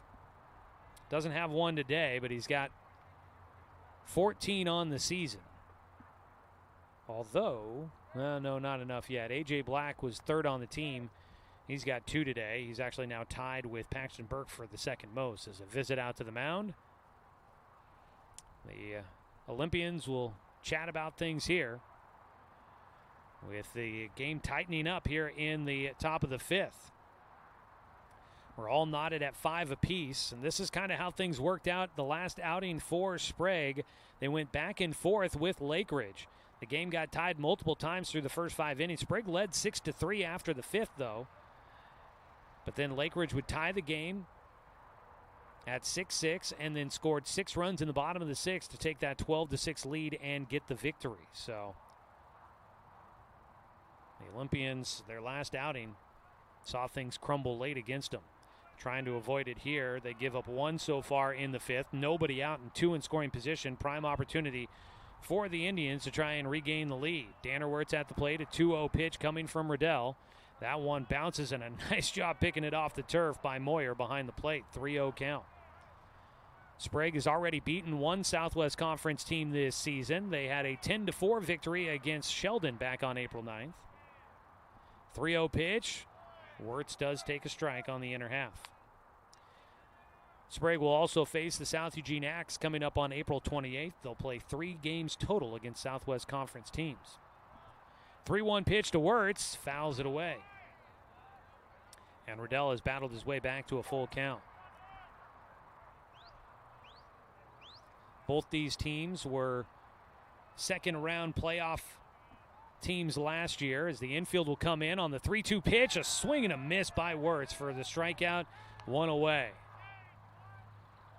Second strikeout in the game for Danner Wirtz.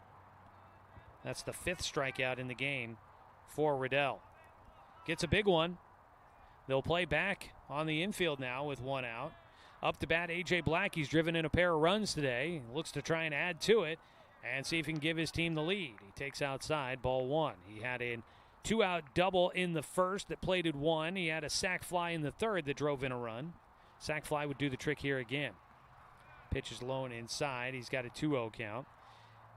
AJ flew out to right field. That drove in a run, but then the relay throw came in and got away. That allowed a second run to come in. Roseburg took a 4-2 lead at the time. Right now they're in a tie ball game, 5-5, in the top of the 5th. Here at Roto Rooter Park in Salem, Oregon. Ground ball, Tapper back to the mound. They had the runner off at second, but making the smart play. Jackson Riddell looked the runner back at third, throws to first, and they get the second out. And Roseburg had a prime opportunity to try and take the lead with nobody out and 2 in scoring position. So far, they've not been able to bring in that go-ahead run. It'll be up to Christian Corba, who has struck out twice, to try and see if he can plate a run here in the 5th. Riddell's pitch. Corba belts it out towards left field. That ball well struck. It is going to go off the glove for the left fielder Bartels. It gets to the wall. 2 runs will score as Corba's in with a stand-up double. Roseburg takes the lead 7-5 as Corba is out at second base after driving in a pair. It's kind of tough to tell how far a ball is going to carry in this wind. Out in left field, Cole Bartels chasing it down. It looked like he might have had a chance at it, but it goes over or maybe off his glove out in deep left field. Kind of tough to tell from our vantage point here, but he could not make the play, and 2-run score for the Indians. They lead it now 7-5, a 2-out double for Corba. The freshman comes through with his first hit of the game. It's the 3rd hit here in the 5th inning for the Indians.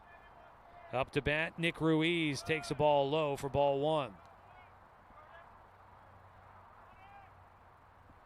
Ruiz, his last time up, drew a walk. Got picked off at first, though. The 1-0 pitch. That one sails to the backstop, and that's going to put Corba to third. It's a wet day here. A lot of moisture. I don't believe it's currently raining at the moment. If it is, it would just be a light drizzle, but it doesn't seem to be doing that currently. But on the mound, Riddell just lost the grip on that one, as it seemed. My assumption would be he was trying to throw a breaking ball. That seems like it'd be the time that you'd lose the grip. Comes back with a fastball, and Ruiz fouls it away. 2 balls and a strike for the 7-hitter. Roseburg puts 2 across after tying the game on a wild pitch. They score twice on a double by Corba, and they lead it 7-5 here in the top of the 5th. Strike taken by Ruiz. Nick has himself a 2-2 count. Corba at third. If he could come in to score, that would give Roseburg their largest lead of the game. They've led by 2 now 3 different times.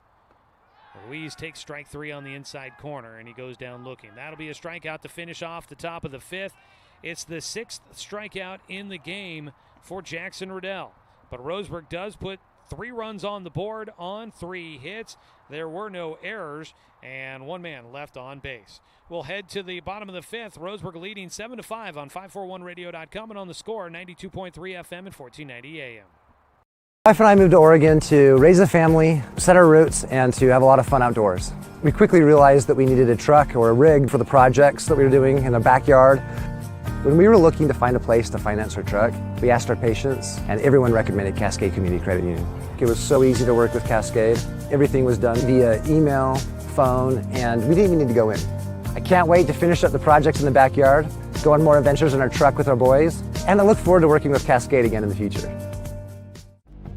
Successful companies have a very important secret. Good advertising works and makes them money. That's why your business should contact Lotus Media Group. Let us help you cash in with multimedia advertising. Multiple touches from Douglas County's only Google certified partner and most effective advertising platform. Web, broadcast, print. Make it happen. LotusMediaGroupLLC.com.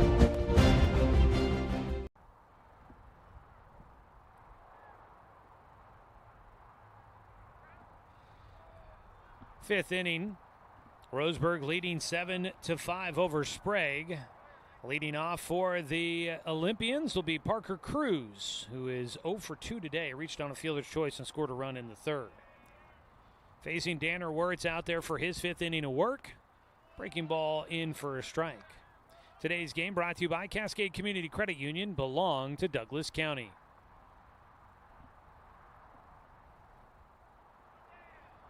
The right-hander delivers, gets a swing and a miss, badly fooled on the pitch.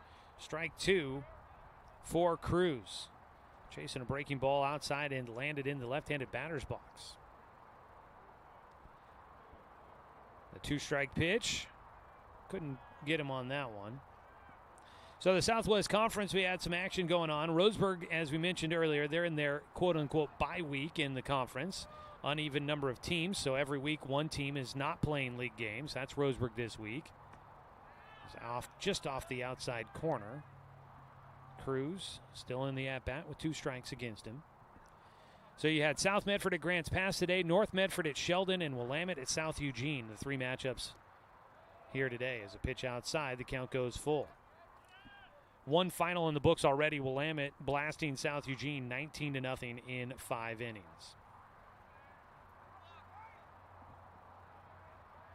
Full count pitch. Got him to chase outside the zone. Strike 3. And a strikeout to start things off for Danner Wirtz. He gets Parker Cruz, the cleanup hitter. 3rd strikeout in the game for Wirtz, 1 away. Paul Herb has walked twice. He will stand in. Scored when he got on base in the 3rd inning.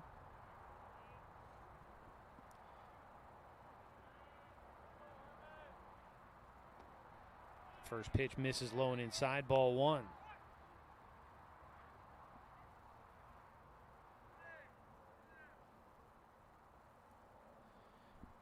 The 1-0 pitch outside from Wirtz. Roseburg had some activity in their bullpen earlier. I didn't see who was throwing. They do not have anybody out there at the moment. Strike taken by Herb. He's got a 2-1 count. Waiting on deck, Jackson Riddell. He's 2 for 2 in the game. Had a triple his last time up. Pitch just misses off the corner. The count goes 3-1 to Herb. He's drawn 2 walks already. Wirtz misses outside, and somehow Paul Herb has his number. He walks him for a 3rd time in the ball game. It's 3 walks for Wirtz, all against Herb. So 1 out, a man on base, Jackson Riddell. He drove in 2 runs to tie the game back in the 3rd at 4. That was a triple for him that just kept going and going and going to deep center field past Christian Corba. And what seemed off the bat, I thought it was just a routine fly ball to center that was going to be the final out of the inning. Pick off throw to first, not in time. Ended up driving in a pair, keeping the inning going, and he would come around to score, Riddell would, giving Sprague their first lead of the day. Strike taken, and he's behind 0-2.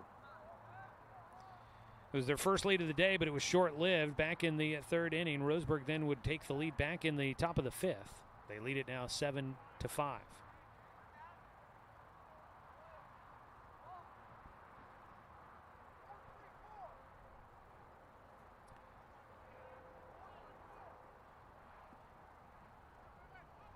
Overcast skies here in Salem. Things have dried out. The rains have stopped as a ball hit to center field. Corba will get it on the 1 hop. Lands in front of him as he sends it back in. It'll be a long single for Riddell, who's got his 3rd hit in the ball game.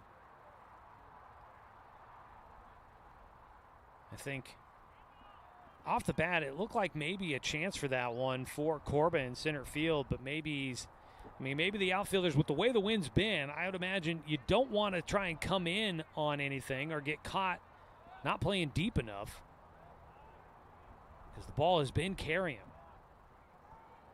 Runners at first and second with just 1 out. Pitch inside against Sam Hoda. A 1-0 count to start. Hoda in the ball game, 0 for 2. He's reached on a fielder's choice and he's reached on an error. He was thrown out for the 3rd out in the 3rd at home plate. He sends one in the air to center field, slams down the bat. That ball is secured by Corba. Tagging and heading for 3rd will go Herb. He'll get into 3rd base head first as he tags and advances. With 2 down, runners on the corners for the Olympians. I think Corba out in center field having a heck of a day trying to track these balls. That one just seemed like he was very uncertain if he was in the right spot, as he kind of kept his feet shuffling out there, making sure he didn't get caught flat-footed. We do get a pinch hitter. Well, this is going to be, I think it's Owen Powell. He's batting in the spot for Camden Buchheit. I kind of assumed that Buchheit would, he's 2 for 2 in the game. I kind of assumed he would come back into the lineup at this point. He was warming up in the bullpen. I kind of thought he'd get a chance to hit here, but instead they'll go with Owen Powell, who came in defensively. Powell will swing through the first pitch for strike 1.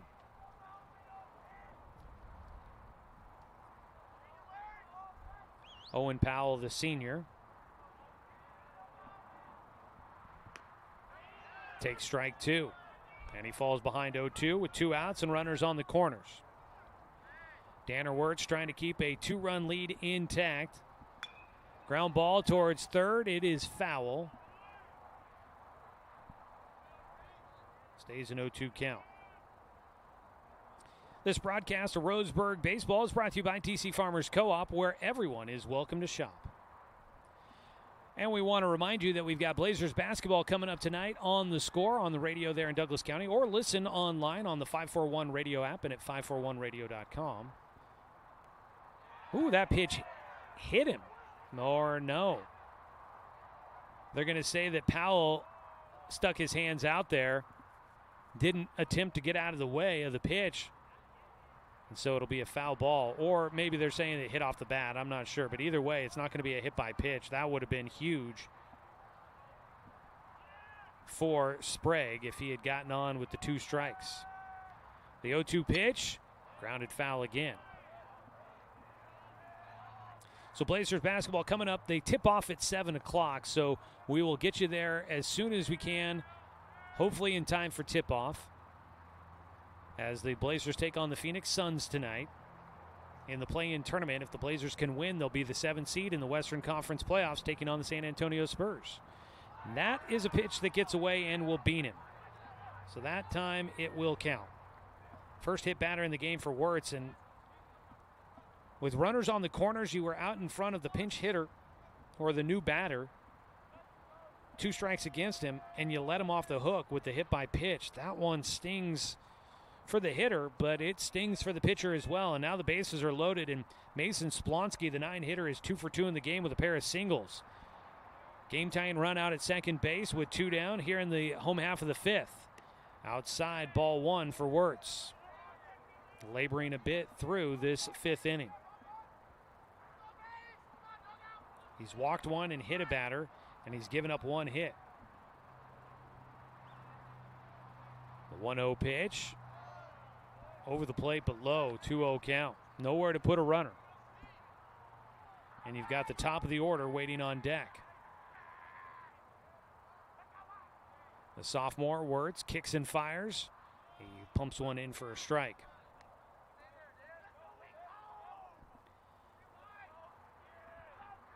A 2-1 delivery.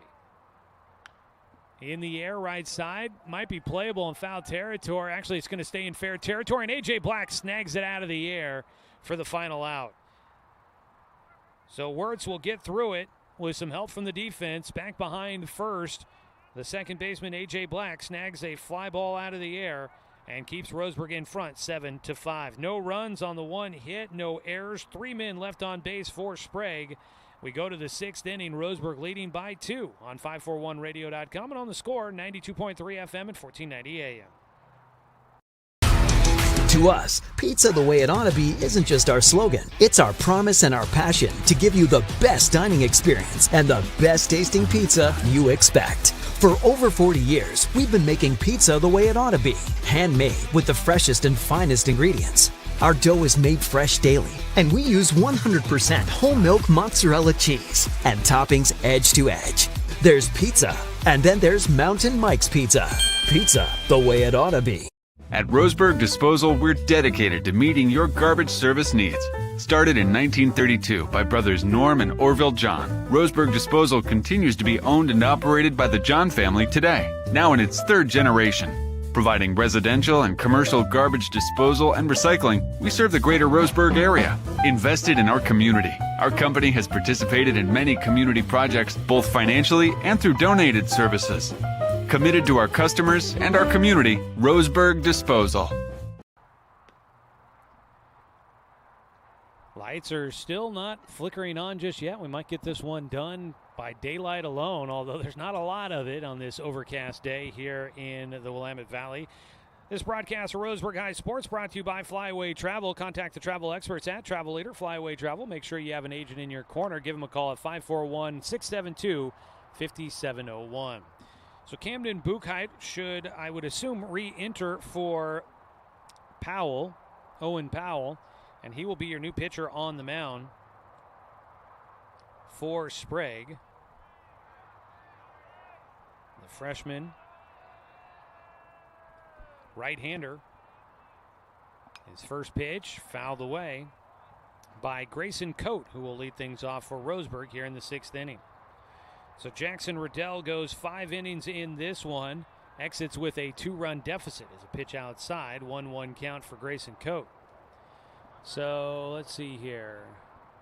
Still got Hoda at first. Out in right field now is Cole Bartles. 1-1 pitch to Coate. Line drive shot, gets into left center, just over the top of the shortstop. And that one catches the alley. It rolls all the way to the wall. They couldn't cut it off.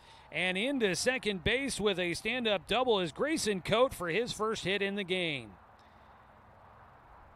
That one hit the turf and took off. They couldn't cut it off in the alley. And Coate will get into scoring position to start things here against Buchheit. So leadoff man aboard for the Indians.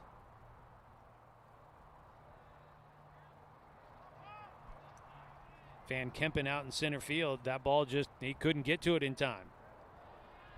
Look back to second base for Buchheit. That ball was just out of the reach of Riley Wilson at shortstop. Is showing a bunt. It gets by Brady Popkin. At the plate, lets it go by as he showed a bunt to try and maybe move the runner up. Wild pitch allows Grayson Coate to get the third. So Roseburg with a man at third, nobody out. A 1-0 count for Brady Popkin, who's 1 for 2 today. Looks like Jackson Riddell has taken over in left field. Pitch in the dirt. 2-0 count for Brady Popkin.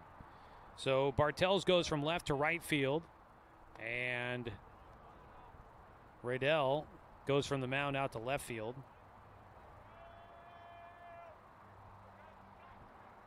And then Powell comes out of the game as Buchheit comes back in for him and takes over on the mound. Infield playing in with nobody out and a man at third. The 2-0 pitch called a strike against Popkin.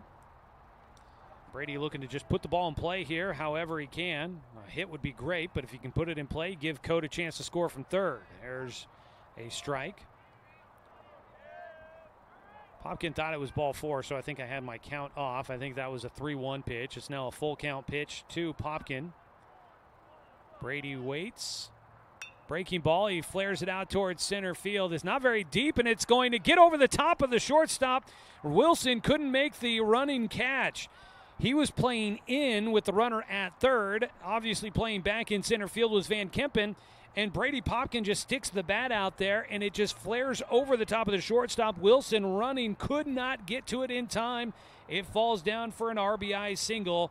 And on at first is Brady Popkin as Coate comes in to score to give Roseburg their biggest lead of the game at 8-5.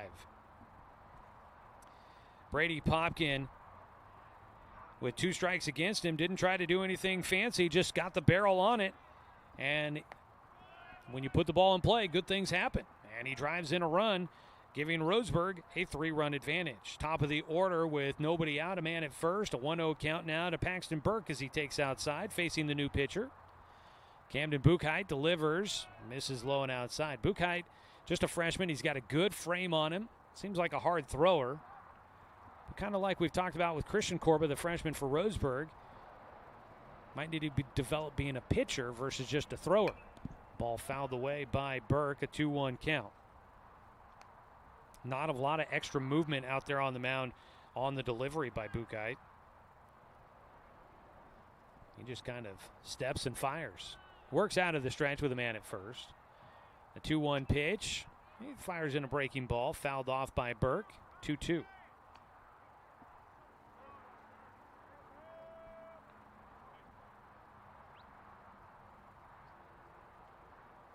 A 2-2 count with nobody out. The switch hitter, Burke, at the plate. Takes outside. Full count. Brady Popkin at first after his RBI bloop single.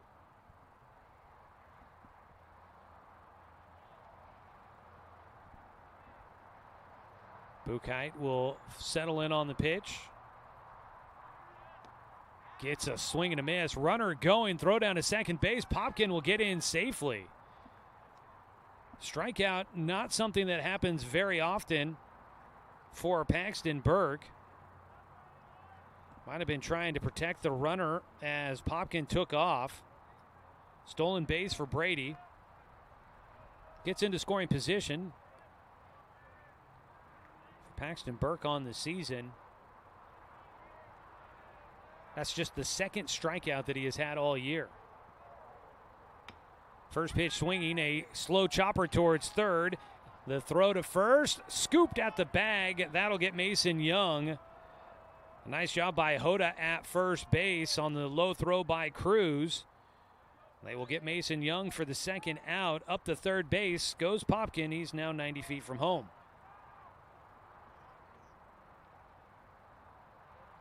It brings up Fletcher Coleman, who has walked 3 times and scored 3 times in this one.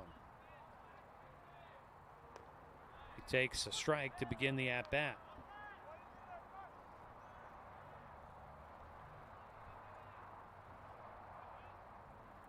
The 0-1 pitch, breaking ball, misses outside to the lefty.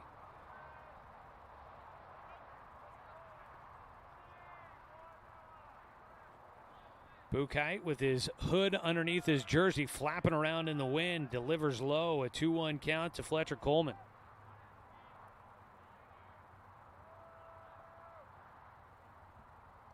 Pitch bounces, gets away, Popkin, a late break to the plate, he'll come in and score. Almost got the stop at the plate. Grant Moyer popped it up in the air. It went up over the top of him and got away. And he knew as soon as it started to roll to the backstop, he was not going to have a chance.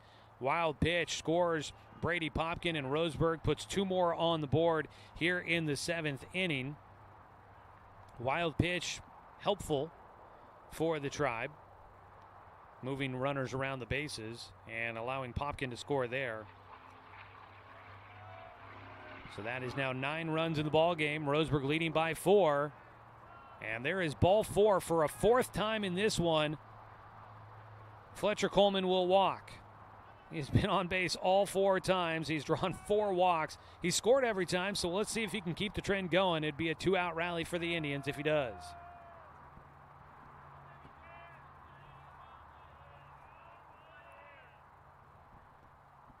First pitch is low to Danner Wirtz. Wirtz having a tough day at the plate, but he's in line to try and get a victory.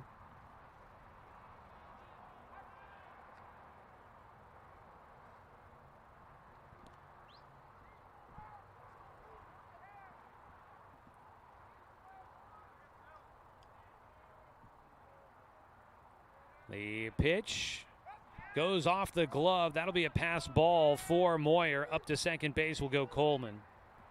And he's going to go all the way to third. The throw was high. He slid past the bag, but he's able to get back in. At third base, Parker Cruz assumed the play was done. And sliding past the bag goes Coleman. Same pitch allows him to get from first to third on the pass ball. And so Fletcher Coleman's at third base with 2 down, and he's got a chance to score for a 4th time. Pitch is low to Wirtz. He's ahead 3-0.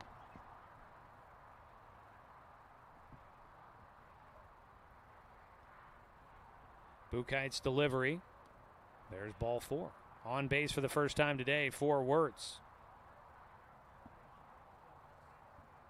Buchheit has walked 2. He's got 1 strikeout so far in 2/3 of an inning. And we get a visit out to the mound.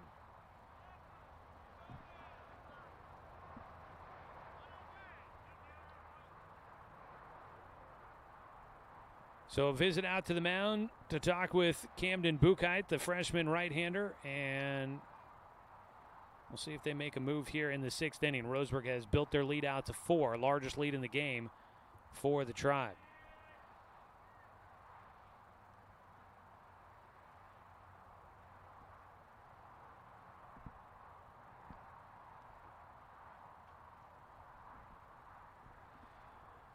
Lengthy visit out on the mound.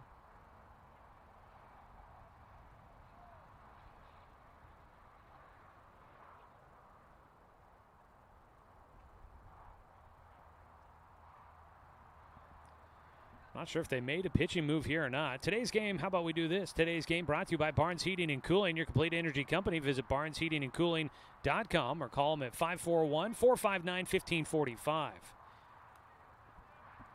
Didn't make a pitching change, just a long conference on the mound for everybody involved.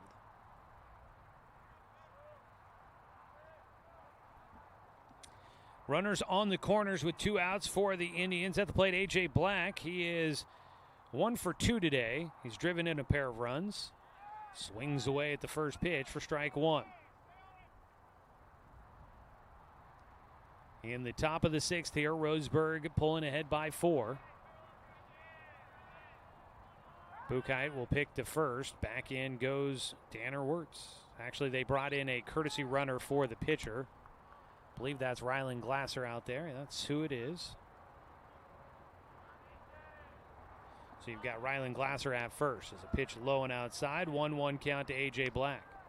Want to say thanks to Bowers Industrial, our pregame coaches interview sponsor. They're a proud supporter of our local community and youth sports. That's Bowers Industrial. Swing and a miss by Black for strike two.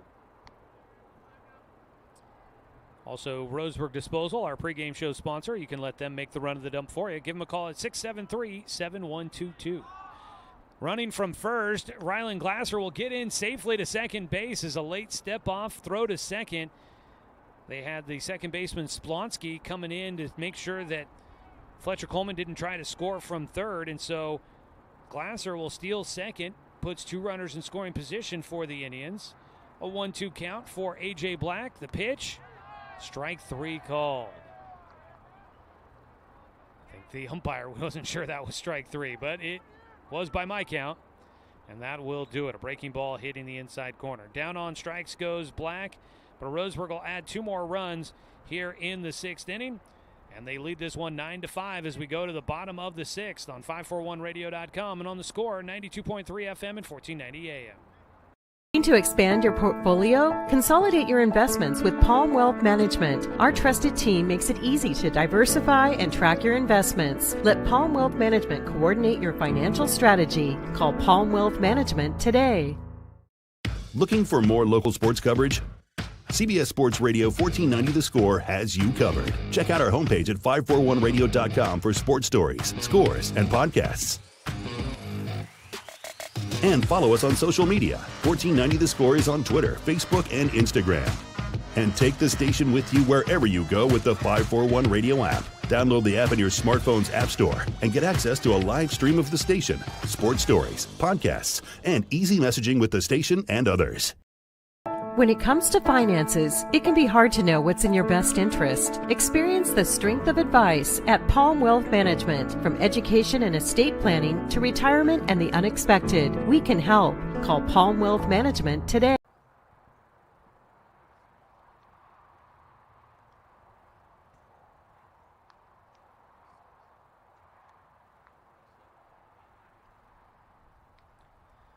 Roseburg will make a pitching change as we start the bottom of the sixth inning. It'll be the lefty Rylan Glasser that'll take over his sixth appearance. He's thrown just 4 1/3 innings this season, a 3.23 ERA. He's got one win, no losses, no saves. This is a non-save situation for him as he takes over with the lead at 4. So not a save situation for Rylan Glasser. Danner Wirtz moves to first base. So Glasser presumably takes over for Brady Popkin in the lineup. Glasser will face the top of the order for Sprague. Riley Wilson will stand in. A slider coming in at the knees for a strike to Wilson. Wilson is 0 for 2 in the game, had a sac bunt in his last at-bat. Glasser delivers a breaking ball low for a 1-1 count.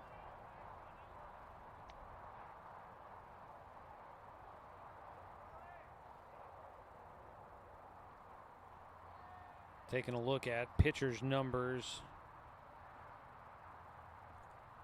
in this one. There's a pitch high and away from Glasser.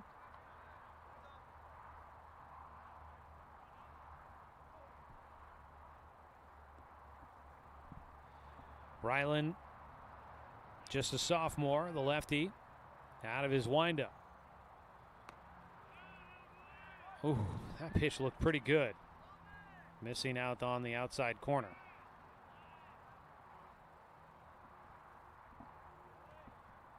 Nine to 5, Roseburg in front. Glasser taking over on the mound. His 3-1 pitch, ball 4. So Danner Wirtz pitches 5 innings. He allows 5 runs on 8 hits, 3 walks, 3 strikeouts, 1 hit batter. Roseburg did commit an error in there, so, but I don't, it might have led to 1 run, so I would think maybe 4 of the 5 runs were earned against Danner as a pitch hits the outside corner for a strike. After the leadoff walk to Riley Wilson, Cameron Van Kempen is up to bat. Glasser misses low and inside, 1-1. So I would say probably either all 5 or 4 of the 5 runs were earned against Danner here today. On the other side, Jackson Riddell gave up 7 runs on 6 hits in 5 innings. He had 4 walks and 6 strikeouts. He's on the hook for the loss at the moment. Back pick down to first base. Wirtz tried to apply the tag, got kind of twisted up and fell awkwardly at first as trying to make the tag, and he's a little slow getting up. Hopefully no tweaks for Danner over there. I believe it's a 2-1 count. Outside from Glasser, the count goes 3-1. We don't have a scoreboard operator here at the ballpark today, so no scoreboard out there to help me keep track of the balls and strikes as I'm doing everything here. So trying to rely on making sure I don't miss anything. Foul back for strike 2 to Van Kempen. So it'll be up to the bullpen here for Roseburg to try and keep this lead intact and secure a victory here on the road for the Indians today. Nobody out. Full count pitch coming up with a man at first. Van Kempen waits. And he'll take ball 4. So walks to the first 2 batters from Glasser.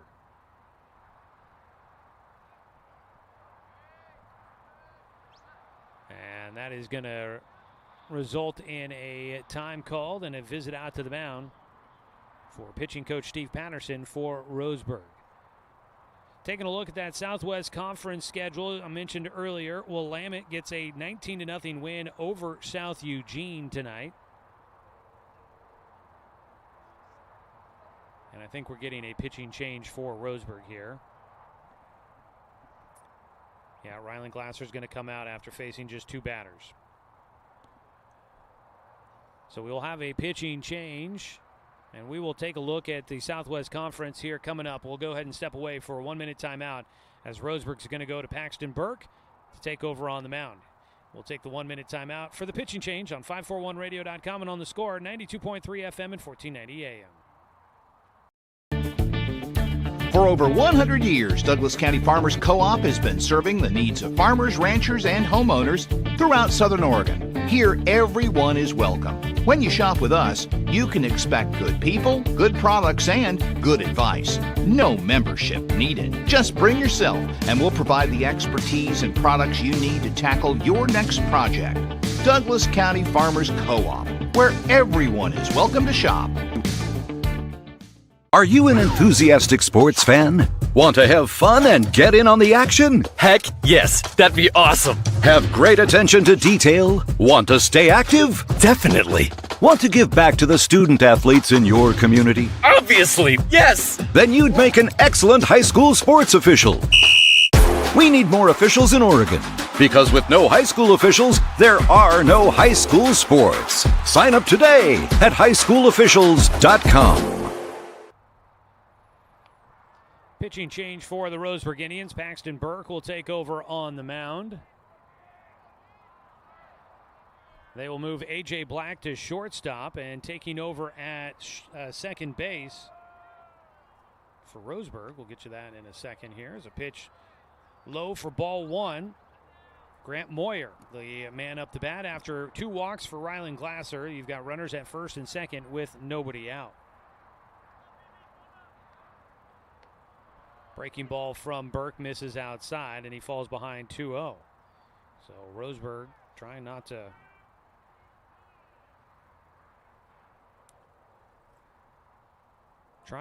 to let this game get crazy here as a pitch low, and Burke, who's usually Mr. Reliable coming in to throw strikes, he has not found the strike zone yet. Grant Moyer with a 3-0 count.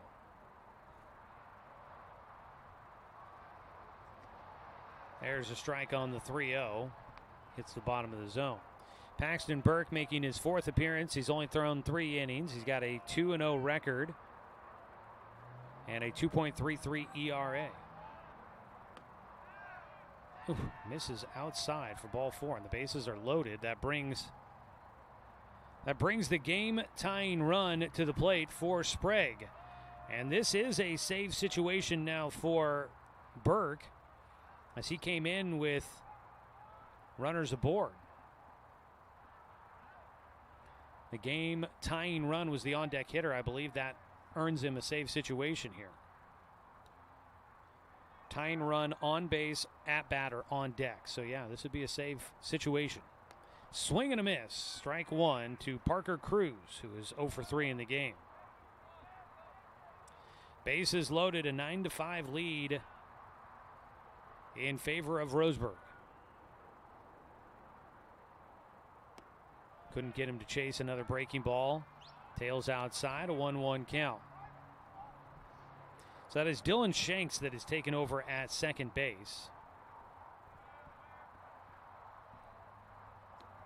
Another breaking ball, but missing low. 2 balls and a strike for Parker Cruz. Nowhere to put a runner.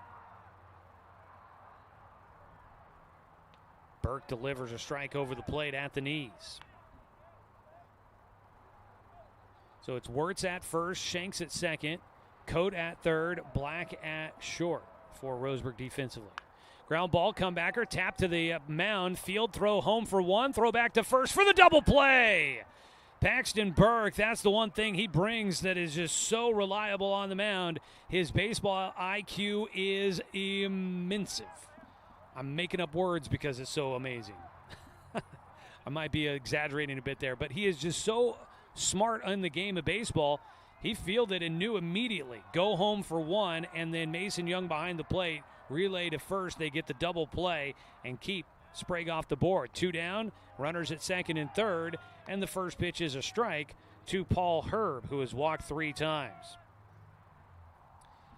So that goes down as a 1-2-3 double play. Big 2 outs there for Roseburg. Outside, the ball goes to the backstop. A run's going to score. A wild pitch. So they get 1, and it's a 3-run ball game. Coming in to score is Van Kempen on the wild pitch. Grant Moyers at third base. 9-6 our score. 1-1 count for Paul Herb.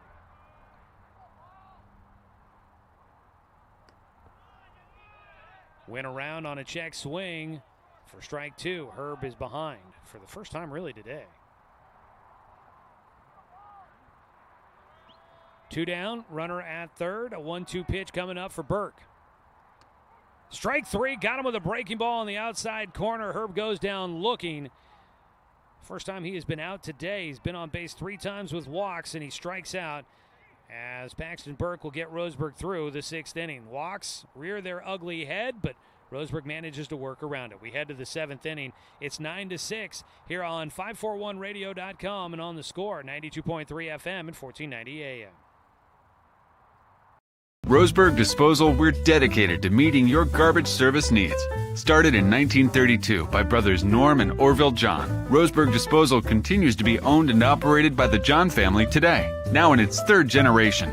Providing residential and commercial garbage disposal and recycling, we serve the greater Roseburg area. Invested in our community, our company has participated in many community projects, both financially and through donated services.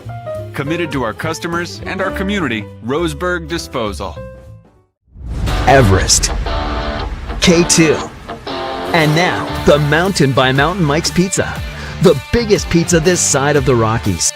The mountain-sized pizza is a massive 20 inches wide, delivering 20 slices and a mountain of toppings. Made with the freshest and finest ingredients. Dough made fresh daily with 100% whole milk mozzarella cheese and toppings to the edge. It's time to go big. Order yours now by using our mobile app.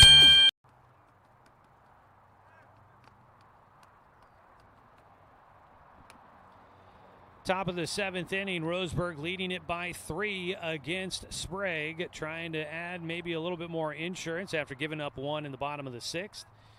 It'll be Corba, Ruiz, and Coate due up here in the 7th as they will face Camden Buchheit. For the first 2 batters, it's the first time they face the freshman righty on the mound. He misses on the outside with a breaking ball that tails away from the right-handed Christian Corba. Ground ball towards short. Riley Wilson with it. He will airmail it to first. Offline. Corba's on safely.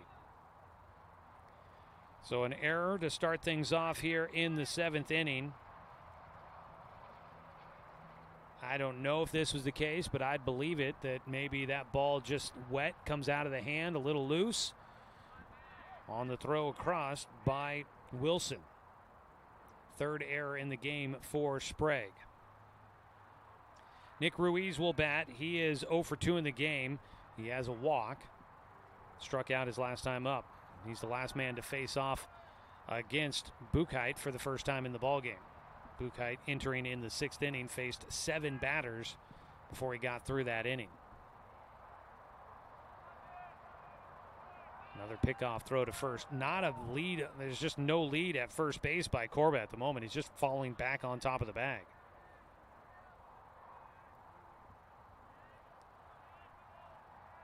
Ruiz waits on the first pitch. He'll show a bunt. Pulls it back as the pitch is low. Throw down to first. Having to come off the bag at first base. Hoda secures the baseball. Doesn't let it get by. 1-0 count to start for Nick Ruiz. So in the Southwest Conference tonight, Willamette stays undefeated in conference play with a 19-0 win over South Eugene. As a pickoff throw. Back in goes Corba at first. Roseburg at 6-0 in league play. Willamette now 4-0. We'll see. They should have a good chance of keeping pace with Roseburg in the win-loss column. Showing the bunt, Ruiz puts it down first base side, and Buchheit will underhand it to first. They get the out at first base as Corba moves up to second. A little bit of small ball for the Indians. Sacrifice bunt by Ruiz. Executed. Up to second base goes Corba. So man in scoring position. Grayson Coate will bat. He's 1 for 3 today. Had a double his last time up. That came against Camden Buchheit. He had the double to left center. It got by. They couldn't cut it off in the alley.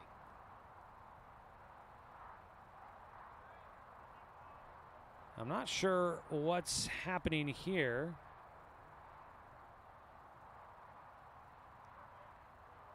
The first baseman, Sam Hoda, his coach was out of the dugout to have a conversation with him. I'm not sure if they were. I didn't pay attention to see if maybe there was a little bit of a collision at first base. Maybe Hoda, they wanted to make sure he was feeling all right. Not sure. Pitch goes outside and to the backstop. Up to third base will go Corba on the wild pitch.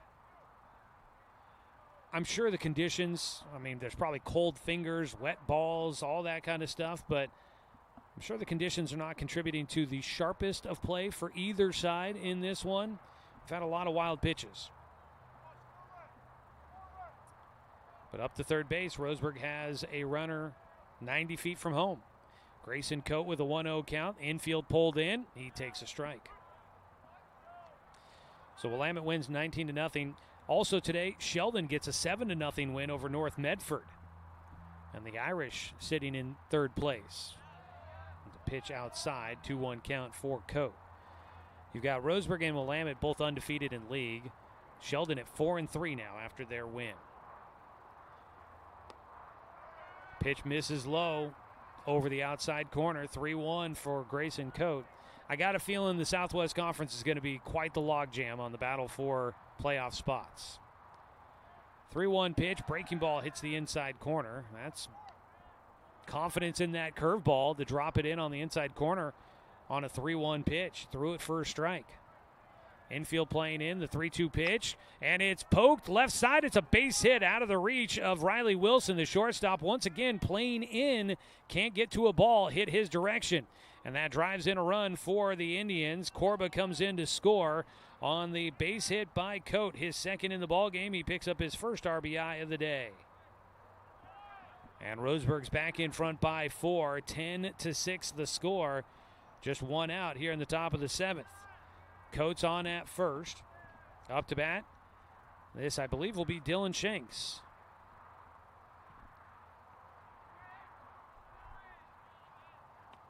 Pitches outside for ball 1. It is Shanks. On the season, Dylan Shanks. It's only his second game, the swing player. This is only his second plate appearance. Fouls one back for a strike.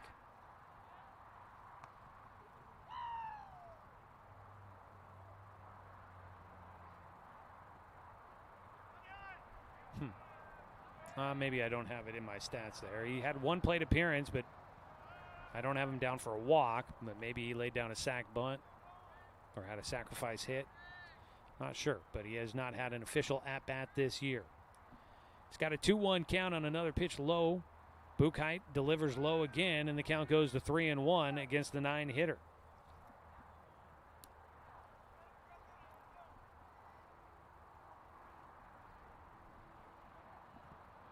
Out on the mound, Buchheit continues to step off and kind of try to stretch out. I imagine it's cold out there and maybe body's getting stiff.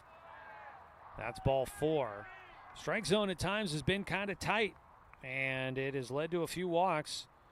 On safely is Shanks, so he still does not have an at-bat this year in his limited appearances at the varsity level. For Buchheit, that's his 3rd walk in the ball game. 7 walks total for the Indians. Top of the order, Paxton Burke up to bat. He is 2 for 4 in the game with a triple and a single. And we've got a visit out to the mound. Or excuse me, not out to the mound, but out to the home plate. I'm curious if maybe they're wondering.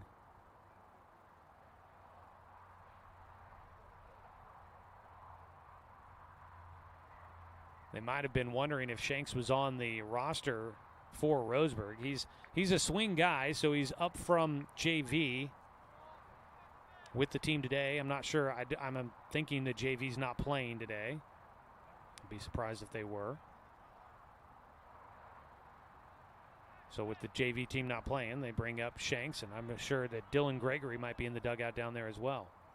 Pitch bounces out at second base. Gave it a look, Cope, but he'll hustle back to the bag as behind the plate. Grant Moyer does a nice job knocking that ball down and getting back to it quickly. Well, we are going to be joining the Blazers just a hair late. We're not going to get you there in time for tip-off, but we're in the 7th here. We'll try to make things quick in the postgame and get you the Blazers basketball as quick as possible. Ground ball to second. They flip to second for 1. Relay to first. In time. Double play to finish off things here in the top of the 7th. We'll go to the bottom of the 7th inning. The Sprague Olympians need 4 to tie this one up. And they will have their 6, 7, and 8 hitters coming up when we come back on 541radio.com and on the Score, 92.3 FM and 1490 AM. Deciding where to purchase your next vehicle is just as important as the vehicle itself. At Roseburg Honda, our seasoned staff is dedicated to matching you with the right car. From sales to service, our goal is to make sure all of your needs are met, and you leave our dealership feeling good every time you visit. No need to waste your valuable time driving up and down the freeway when the ultimate car buying experience is right here at home. Roseburg Honda. We treat you like family. Are you an enthusiastic sports fan? Want to have fun and get in on the action? Heck, yes, that'd be awesome. Have great attention to detail? Want to stay active? Definitely. Want to give back to the student athletes in your community? Obviously, yes. Then you'd make an excellent high school sports official. We need more officials in Oregon, because with no high school officials, there are no high school sports. Sign up today at highschoolofficials.com.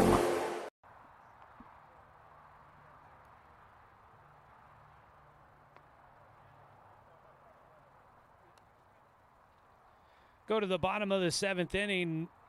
The Sprague Olympians will need 4 runs to keep this game going.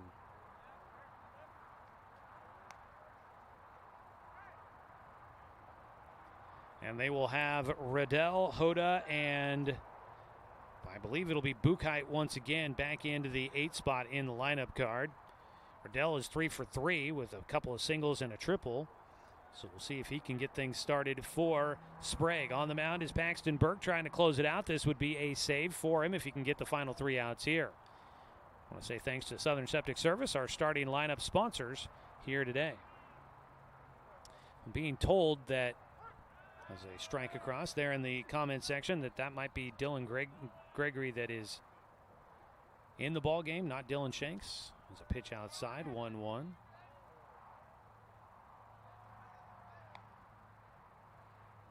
Wearing the number that I thought we had Dylan Shanks in earlier, so we'll try to confirm on that one. Swing and a miss by Riddell on the pitch from Burke, and it's a 1-2 count.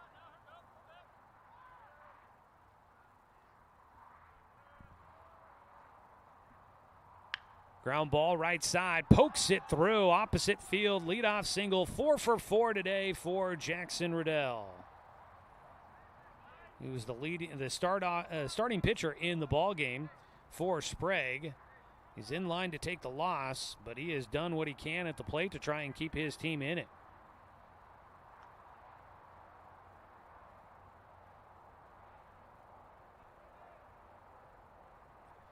So 1 on, nobody out on the 9th hit in the ball game for Sprague.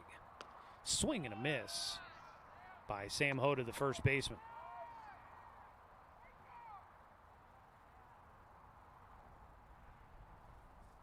Well, they do have Dylan Gregory listed as number 1 on the Game Changer app, so my apologies if that's Dylan Gregory out there. My apologies for misidentifying him. A strike across, 0-2 count.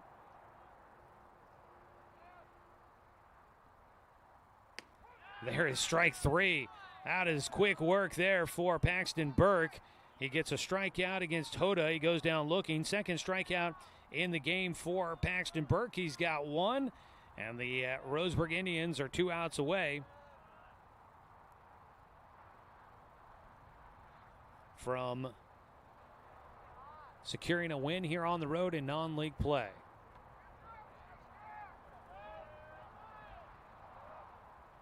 First pitch, grounder right side, in front of it, Gregory. Throw to second, they get the lead. No, they don't get the lead runner. It's not in time.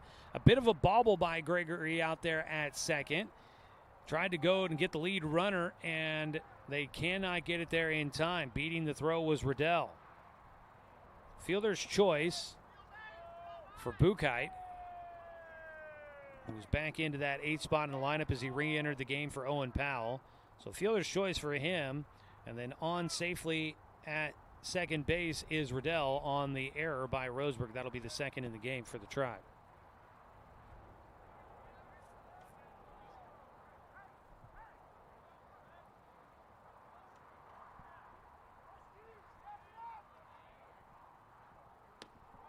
First pitch low and outside, ball 1.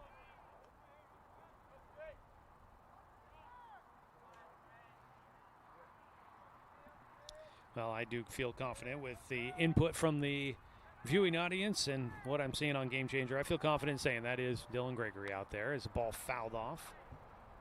1-1 count here for Mason Splonsky, the 9-hitter.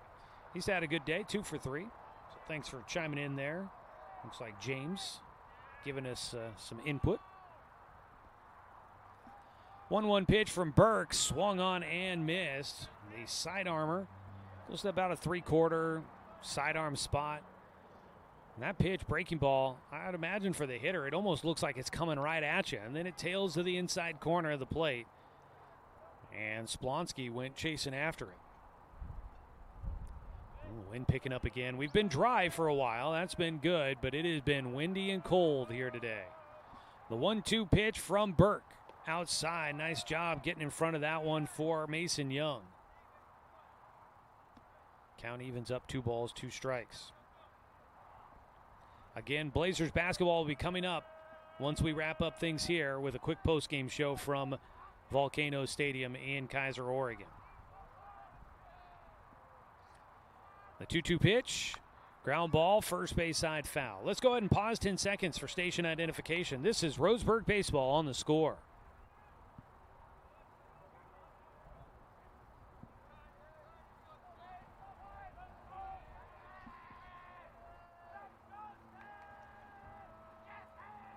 2-2 pitch is high.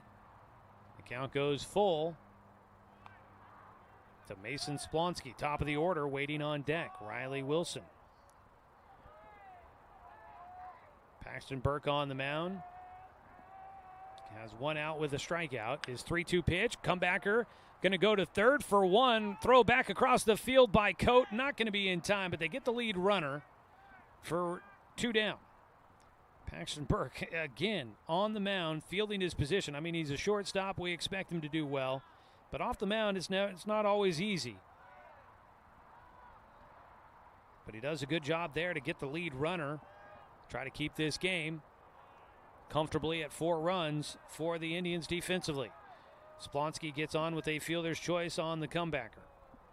Top of the order, Riley Wilson up to bat. First pitch fouled off. You've got Buchheit out at second, Splonsky at first. Game-tying run is the on-deck hitter, Cameron Van Kempen. Burke needs one more out to secure a victory on the road for the Roseburg Indians. The 0-1 pitch, high and away. Riley Wilson is 0 for 2 in the game. He walked his last time up, also has a sac bunt.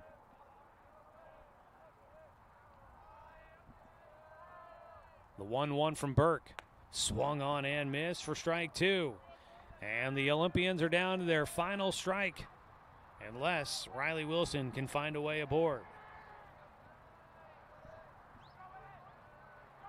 Burke stares in, the right-hander out of the stretch, delivers the 1-2. It's flared in the air out towards shallow right center. It'll drop in. It will roll for a bit. It'll be Corba that gets to it. 1 run will score on the bloop single. And runners are on the corners. It's 10-7. So a base hit for Riley Wilson, his first in the game. It drives in a run. Just a little bloop single going out. Gregory unable to get there in time, and neither could the outfielders who were playing back. So run scores, and life still in the lungs of the Sprague Olympians. They've got runners on the corners with 2 down. First pitch, strike 1 to Van Kempen. Splonsky going first to third on that bloop single. Scoring was Buchheit from second. On at first, Riley Wilson. The 0-1 pitch, just missing low. 1-1 count for Van Kempen. Bottom of the 7th, down to their final out for the Sprague Olympians.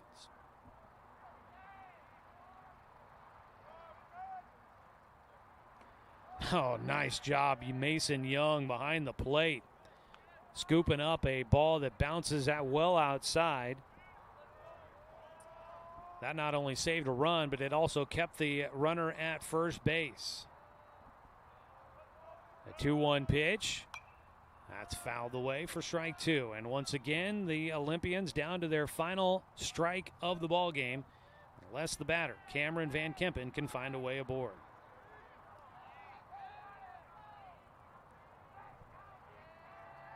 The 2-2 pitch from Burke.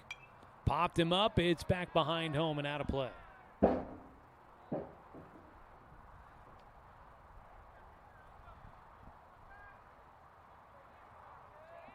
Two count. Burke needs one more. He delivers. Ground ball, chopper towards short, up with it. Black, will throw to second base, and that'll get Riley Wilson for the final out as they get the force out up the middle. And Roseburg will hang on for the win here on the road today. The teams will meet at home and shake hands as Roseburg will pick up a 10-7 victory on top of the Sprague Olympians. We'll put all the numbers together, come back with a quick post-game show after this 3-minute timeout here on 541radio.com and on the Score, 92.3 FM and 1490 AM. When it comes to finances, it can be hard to know what's in your best interest. Experience the strength of advice at Palm Wealth Management. From education and estate planning to retirement and the unexpected, we can help. Call Palm Wealth Management today. My wife and I moved to Oregon to raise a family, set our roots, and to have a lot of fun outdoors. We quickly realized that we needed a truck or a rig for the projects that we were doing in the backyard. When we were looking to find a place to finance our truck, we asked our patients, and everyone recommended Cascade Community Credit Union. It was so easy to work with Cascade. Everything was done via email, phone, and we didn't even need to go in. I can't wait to finish up the projects in the backyard, go on more adventures in our truck with our boys, and I look forward to working with Cascade again in the future. We are Douglas County Farmers Co-op, but we're not just for farmers. We serve all residents of Douglas County because we are Douglas County. Stop by today for everything from a tank of gas to a bite to eat anytime you're hungry. Pick up something for yourself, your home, and those you care for. Celebrating 100 years of service, Douglas County Farmers Co-op. Good people, good products, and good advice. To us, pizza the way it ought to be isn't just our slogan. It's our promise and our passion to give you the best dining experience and the best tasting pizza you expect. For over 40 years, we've been making pizza the way it ought to be. Handmade with the freshest and finest ingredients. Our dough is made fresh daily, and we use 100% whole milk mozzarella cheese and toppings edge to edge. There's pizza, and then there's Mountain Mike's Pizza. Pizza the way it ought to be. Looking to expand your portfolio? Consolidate your investments with Palm Wealth Management. Our trusted team makes it easy to diversify and track your investments. Let Palm Wealth Management coordinate your financial strategy. Call Palm Wealth Management today.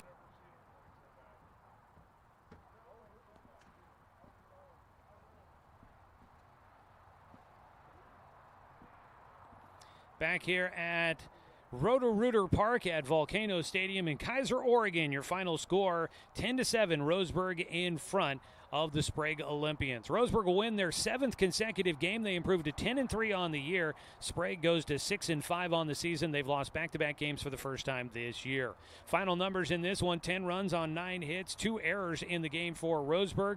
They leave 5 men aboard. 7 runs, 10 hits, 3 errors in the game for Sprague. They leave 10 men on board. Getting the win will be Danner Wirtz as he goes 5 innings in this one. He left the game with the lead. He allowed 5 runs on 8 hits, 3 walks, and 3 strikeouts. Had 1 hit batter as well.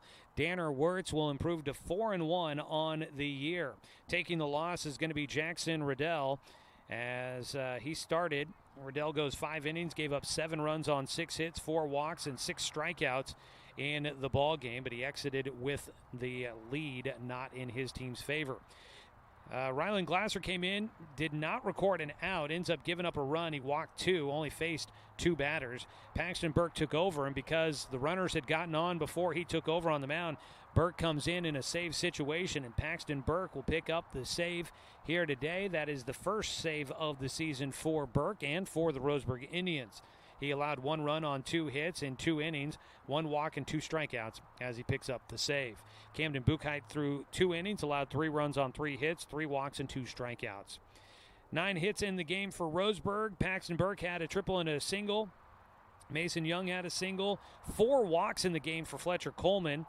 Danner Wirtz had a walk in there. A.J. Black had a double. He drove in a pair of runs today. Christian Corbett had a double that drove in 2. Let's see here. Nick Ruiz had a walk and a sac bunt. Grayson Coate had 2 hits, was 2 for 4 with a double and an RBI single. Brady Popkin drove in a run. He was 2 for 3 with a pair of singles and a run scored. And Dylan Gregory got in and drew a walk in that spot as well. So that is for Roseburg how things worked out. Taking a look on the other side here in this one. For the Sprague Olympians, Riley Wilson ended up 1 for 3 in the game with an RBI single. Van Kempen goes 0 for 3, make that 0 for 4 with a walk and a run scored. Single in the game for Grant Moyer. Let's see here, 3 walks in the game for Paul Herb. 4 for 4 today for Jackson Riddell. He had a triple and 3 singles. He drove in a couple of runs and also scored twice. Let's see here. Camden Buchheit was 2 for 3 in the game with 2 runs driven in. He had a double. Mason Splonsky 2 for 4 in the game with a pair of singles. He was back in 4th, but Roseburg comes out with the win, 10-7. They are now off until next week when they begin a series against the Sheldon Irish starting on Tuesday as they go back into league play. But Roseburg off for a week and be back to action coming up next Tuesday. All right, we're going to wrap it up there, folks, as we want to get you to Blazers basketball, as that's coming up next on The Score. Stay with us for that, listening on the radio or listening online at 541radio.com and the 541 radio app. Blazers basketball in the play-in tournament taking on the Phoenix Suns. And that's coming up next for you.